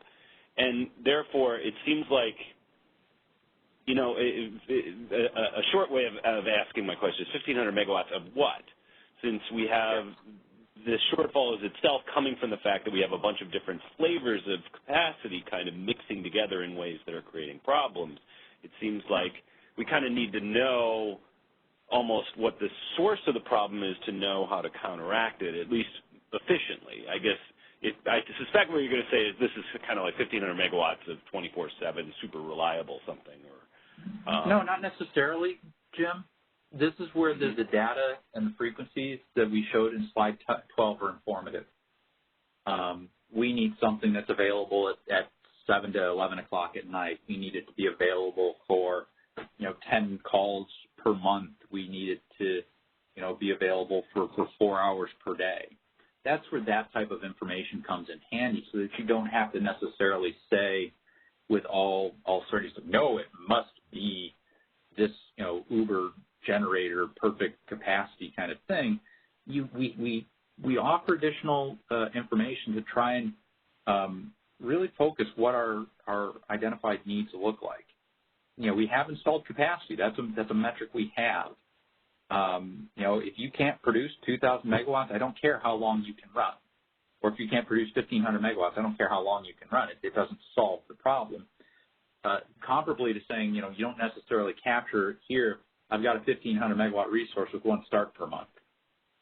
May not solve the problem either. But that's where that additional information comes in handy to say, I wouldn't be comfortable saying that would solve the problem. And what about 1,500 megawatts of battery?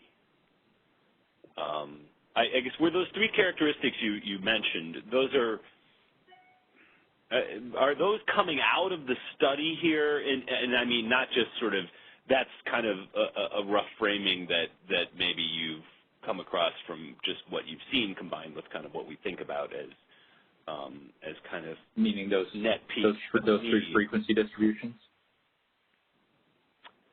Yeah, those attributes over which the distributions are measured, I guess. So, you know, in other words, I'm trying to understand how much the study itself tells you about the attributes that you need and the frequency with which you need them. Versus kind of those. Into it. Arguably, we probably could have extracted more from the data. These three frequency charts were kind of I think kind of the clear candidates of we got to start here. You know, I don't want a resource that's not going to have enough starts, not going to have enough megawatts, not going to have enough duration, and not going to be available when I need it. Those seemed like kind of the foundational attributes. The getting the megawatts where and when we need them with the attributes we need to have. I mean, that's part of how we've defined RA and flex RA. You know, so we kind of started there.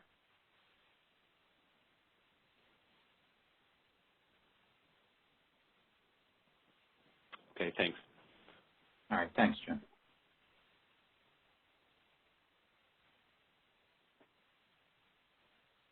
Ben, Scott, any final thoughts?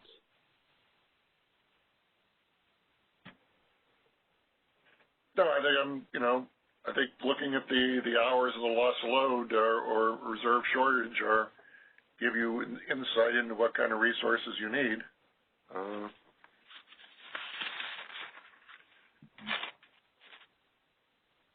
All right. Well, if there are no final questions, I'm prepared to call it a day. I think, you know, I've got a lot to chew on. I hope you guys have found this informative and instructive, and you know, we'll look forward to additional input and insight from the committee as we go forward on this. I suspect that there'll be a few more visits. Can we check to make sure there are no more questions on the phone before we call it a day? Yes, we can. We do have one more question on the phone. Caller, please go ahead.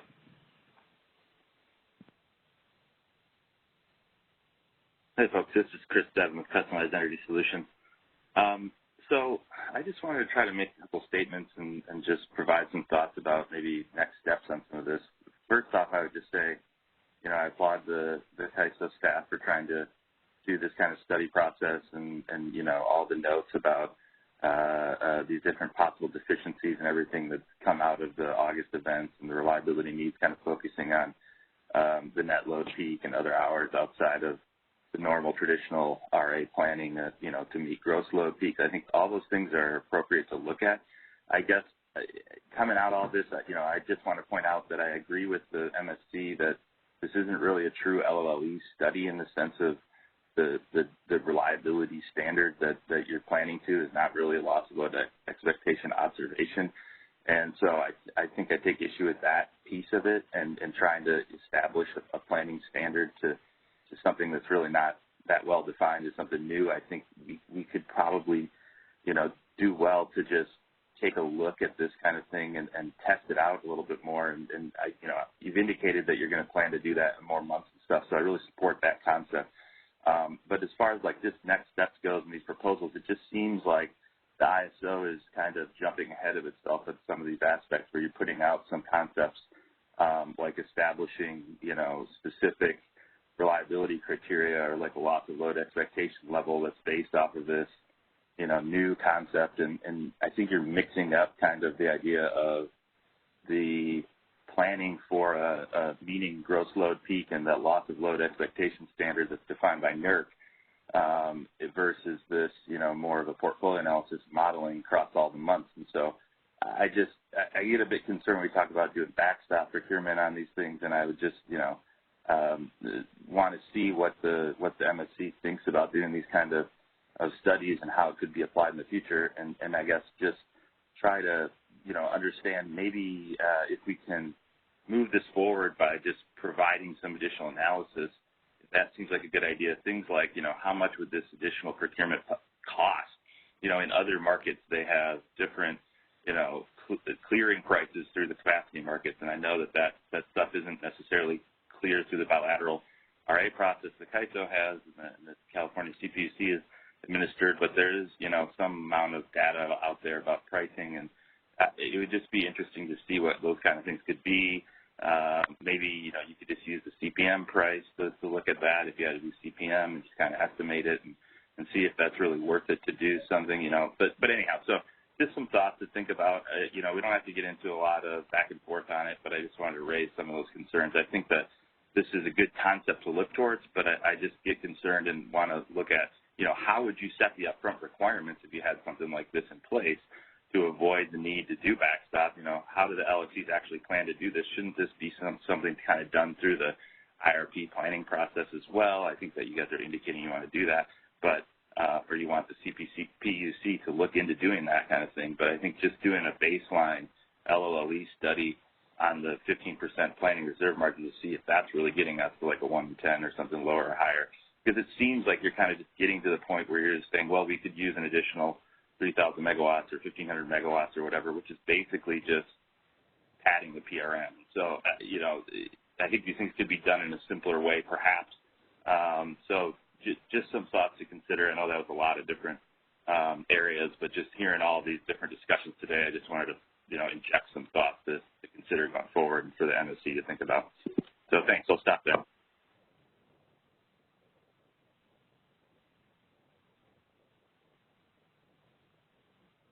All right. Any final thoughts again from the committee members? None from me.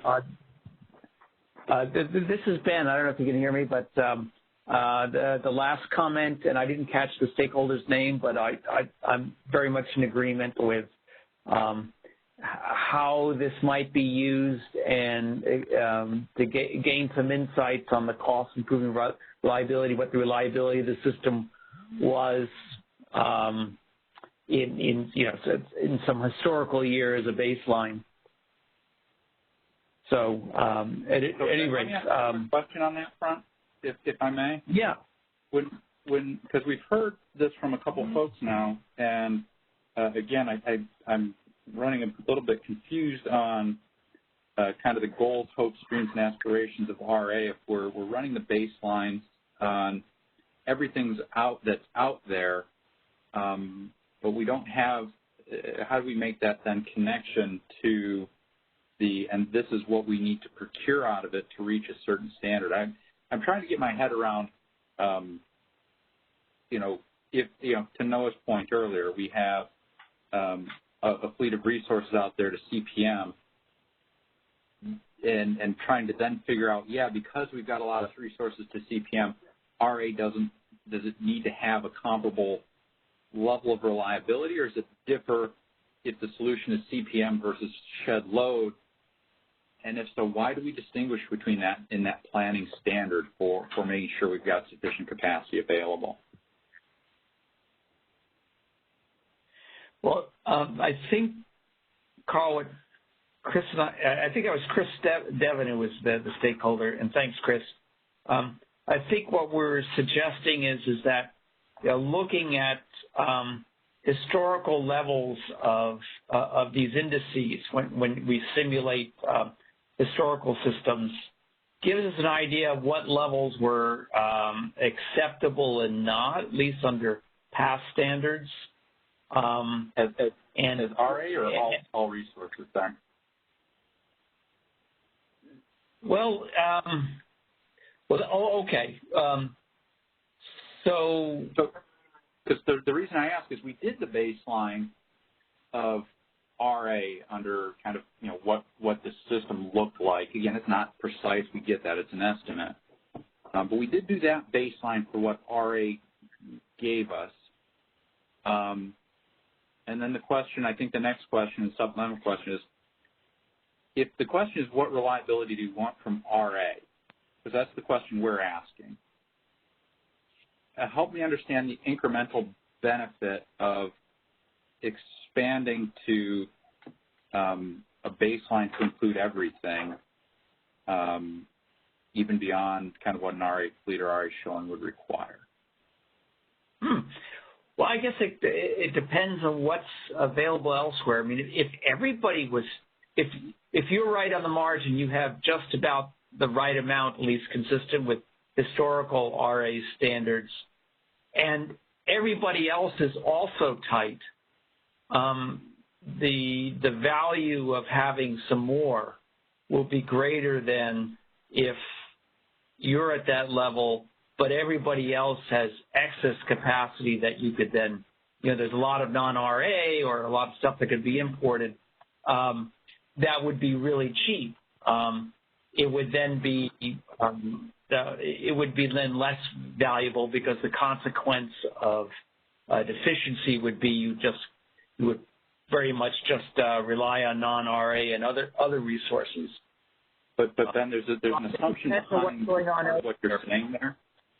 The assumption underlying what you're saying is, in that scenario, we're not just modeling California load either, because it's part of what you said is knowing what's happening in the rest of the WEC, so we know what everybody else is doing, what everybody else has got going on, and what they need. Correct? Yeah, and if everybody else is really in surplus in terms of installed capacity and what's available in a given month, then us having more would be certainly less valuable, would save less money. Mm-hmm. And that does actually raises a question. When you do the simulations, I think I read that you do simulate the entire West. And it's not just simulating the California system, right? And I was wondering how you allocate, if there is a deficiency, how you decide, oh, it's California that has a deficiency rather than elsewhere. I guess if you're just looking at California RA, that's the answer. And I'll let Bob correct me, but I think we've set WEC-wide loads to 0 here, Bob. Is that correct? Well, we model the rest of WEC outside of California at 1 and 2 loads. So we solve for all of the BAAs outside of the ISO, and if they're deficient, we have those answers.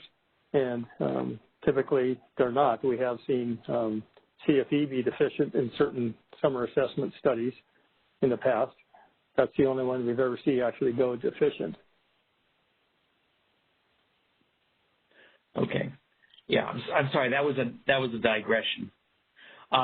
So, Carl, your question was, how do we think about the value of additional RA in an RA only assessment versus if you do an assessment with all resources?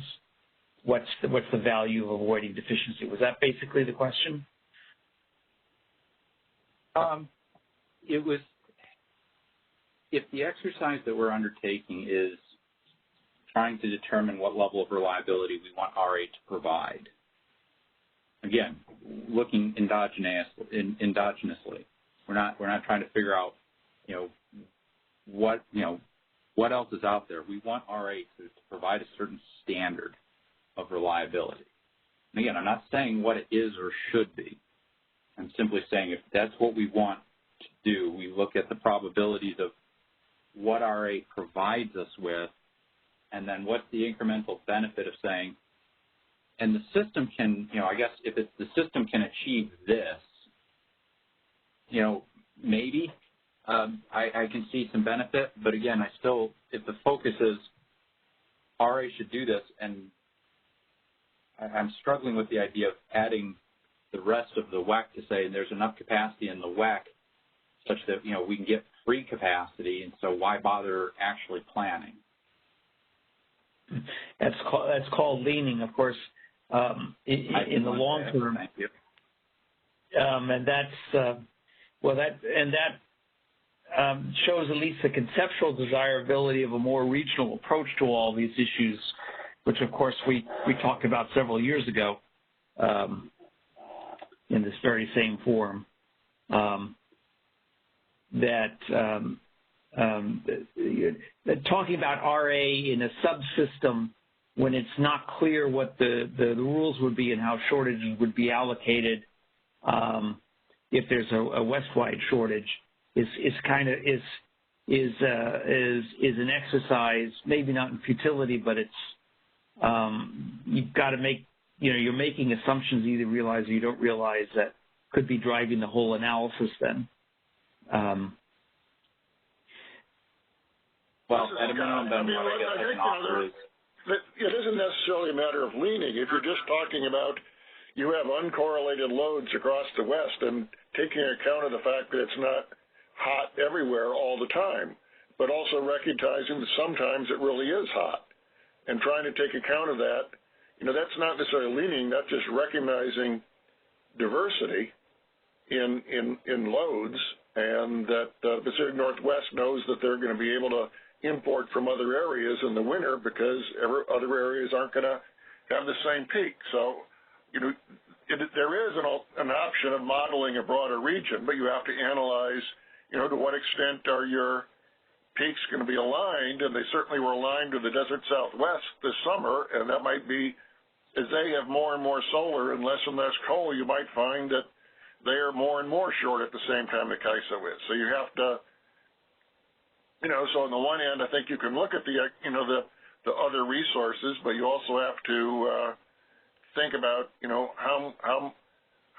how available will they be when you need them. But that's the difference between just looking at all the hours at which you're short in isolation versus trying to take account of, well, how many hours are those when it's not high load in other parts of the West. And then on the other hand, I think one of the lessons from August is we want to be able to recall resources. We want them to be RRA. We don't want to be trying to CPM them, at 3 o'clock in the afternoon when we need them that night.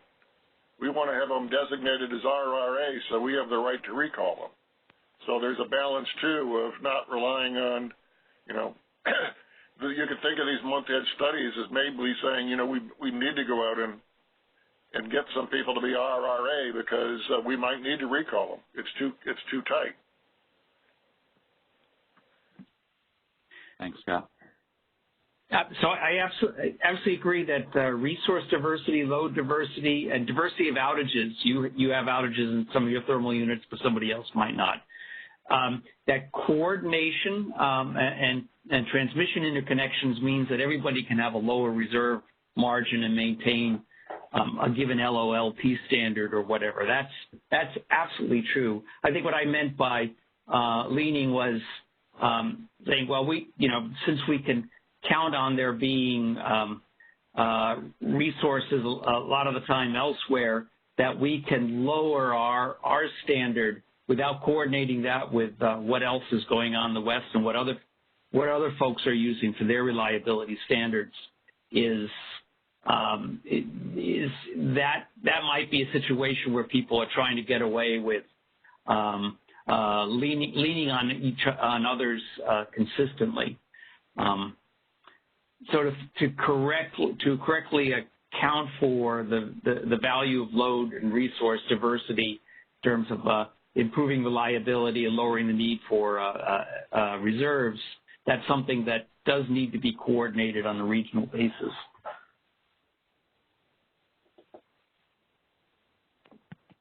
Okay. And again, I don't think you said anything, Ben, that if we had that full regional structure and the full coordination, anybody would disagree with. I think the subsequent question is, absent that, which is the world we live in today, is it reasonable to say, California is expecting this energy to come across, and so it shouldn't procure and pay for the capacity that's providing it? I don't agree with that. I don't think it's you need coordination across the West to take account of, predicted weather diversity. That's just a matter of recognizing that they're not all going to be high load at the same time. And also, if you're talking about, outage diversity, it's also recognizing if your loss of load hours are coming when, you've got two big gas generators that are out, well, maybe not everybody else is having that outage, or when you're having a transmission line. So I think, I think at one extreme, there's leaning on other people and counting on it being there, but also I think running the model on the assumption that no imports are available in any hour in which you're short is a very autarkic model. So, I think there's a balance in between there. It's more complicated to model other people and recognize diversity and somehow account for, even if you get unlucky, have 4 units out, not everybody will.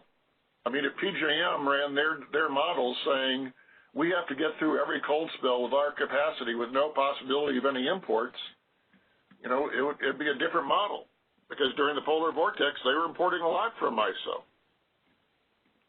And ISO New England imports from NISO when it's cold. You have to draw a line on how much, but you don't necessarily assume it's zero.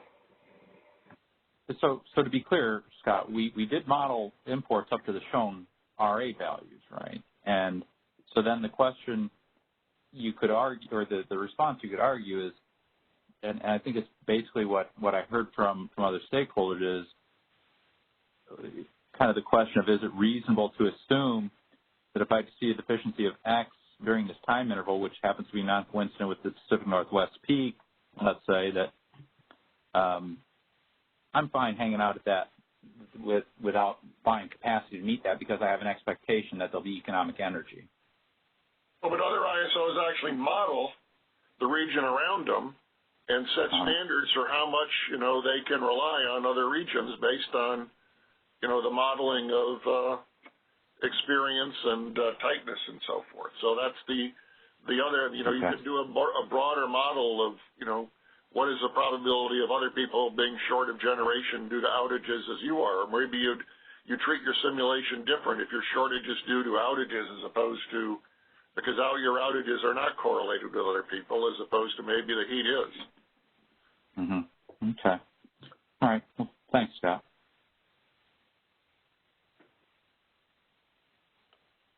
So this is Bob Emmer. It sounds like what we're talking about is, are we willing to, should we be in a process to procure capacity in the month-ahead basis to say that we've got enough RA capacity that we, as the operator of the ISO, feel that we have whatever is the defined level of reliability that we're given, that we have enough capacity going into the month to be able to meet that level of reliability?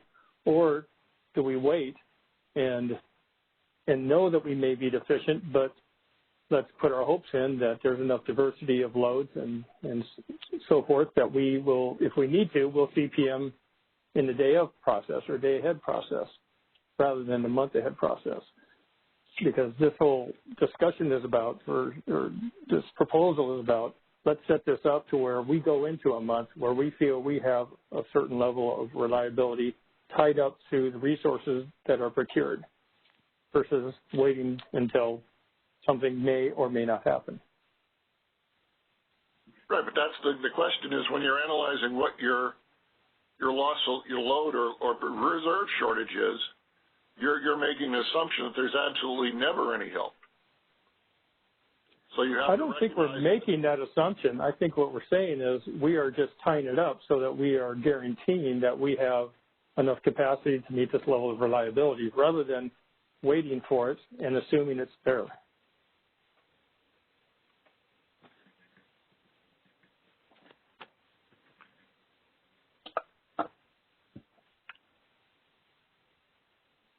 I think I made the point is clear. The point I made is clear that it's one thing to say you need this much, but if you're procuring the extra capacity to meet the days where you have high load and so do other people, that's different if you're covering the probability of you having a bunch of bad outages in March and saying, well, we we can't rely on imports. We can't do anything else, or even in June. And then, you know, that's why the probabilistic nature of this, you know, it gets more complicated, but I think that's what you're hearing from a lot of people, that this is a, you know, I think it's useful as a standard of doing this and saying, okay, under this assumption, and we do this from year to year, how tight are we? But I think assuming absolutely no economic imports coming in from anywhere is a polar assumption.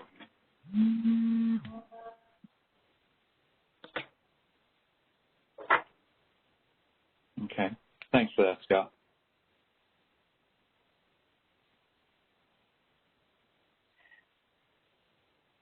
Okay. No, so I think that's much more of a problem if we try to interpret the index as a measure of lost load or something like that. We know that's not going to happen a lot of the time for just those reasons. But as an ordinal measure, saying that a system is better or worse, you know, the two different systems are better or worse than each other, that's still useful, even though it is making the assumption that Scott mentioned, that, you know, we're assuming that there's nothing to help us out if a deficiency occurs, in a sense. I agree with that. That's okay.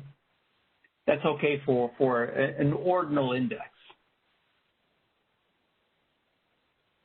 So I think there are no calls still on the line, right? Am I right, Christian? You do have one more question on the line. Oh, okay. Can we take that, please? Caller, please go ahead. Hey, this is Chris Devin again from Customized Energy Solutions. I just queued in way back during the beginning of this, back and forth to the MSC members trying to help answer one of the questions. But I'll just make one final point here on kind of this idea of a new reliability standard, and my view on it is just that it seems to me that this modeling is showing you a lot of good things like what the MSC noted. I think that it's very useful to kind of say what the different levels of deficiency might be under different conditions. But I just want to point out that the PUC really has authority over this stuff, where they're using the CEC 1 and 2 load forecasts and procuring at a 15% planning reserve margin. And I think we should study that LOLE that you get from that actual analysis or that actual requirement up front, and then take a look and see how much that really gets you, because this new standard using the stage 2, you're looking at a lot of iterations where you're way over a 1 and 2 load forecast, and then you're looking at a lot of situations where, you know, there could be different levels of reliability when you look at the full suite. So I really agree with stuff that Scott was mentioning about how they do it in the East, because when you do a real traditional LOLE study, you're looking at those import levels that come in from other areas. You're not just looking at only what's shown from RA. They look at a certain number of scenarios of how much imports can be relied on. And I know that CAISO did that to some extent, but I just think that this is kind of mixing apples and oranges on this study process and setting up a new standard by saying that a stage 2 emergency would actually be a loss of load observation. And I think that part I just have a major problem with. I think that we could look at that stuff and that could be used to inform decisions. But, you know, I just suggest that there needs to be some discussions with the PUC, that process, to say, is it easy enough to just update the PRM? Is it easy enough to just look at this kind of same annual standard? And do we want to change to something like stage 2 emergencies being the trigger for needing to do new procurement in the longer-term IRP process and those kind of things? So I agree with a lot of the stuff that MSC has said, and I think a lot of good points raised. But I'll wrap it up with that and leave it at that. That's my final input today. Thanks. Thanks, Chris. So I did want to make one final point, and I think it's, you know, that last comment brings it kind of full circle, which is to say, you know, Ben's introduction said we needed to give 115 its gold watch and send it into retirement. And so I don't want to revisit that whole discussion, but I think that, you know, what we heard at the get-go is a simple reassessment of what the PRM is and or should be is probably no longer sufficient. And what I've heard today is a lot of discussion about, you know, what different inputs could be. I think there's a philosophical disagreement that I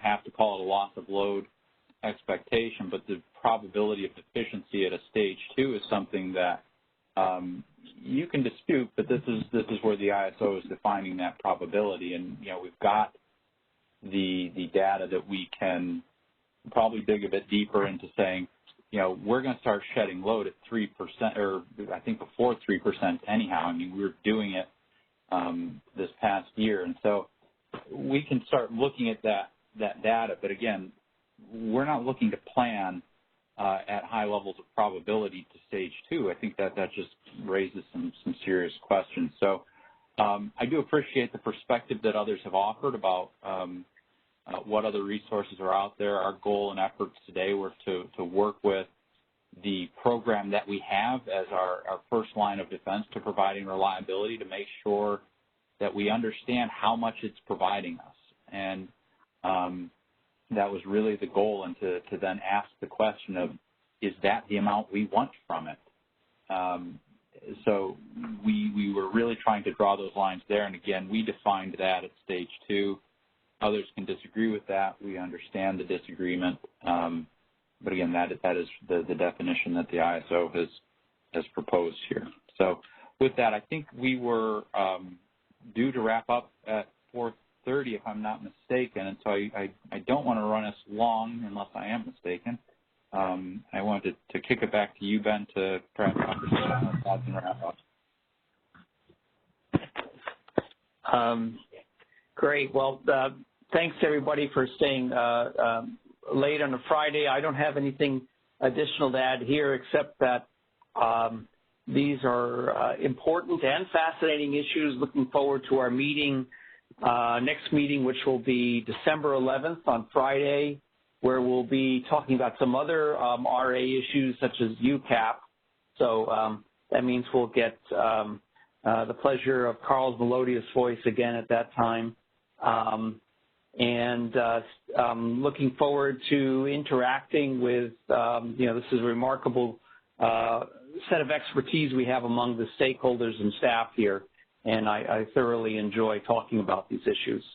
So at this point, if Scott and Jim, if you don't have anything else to add, I think we can.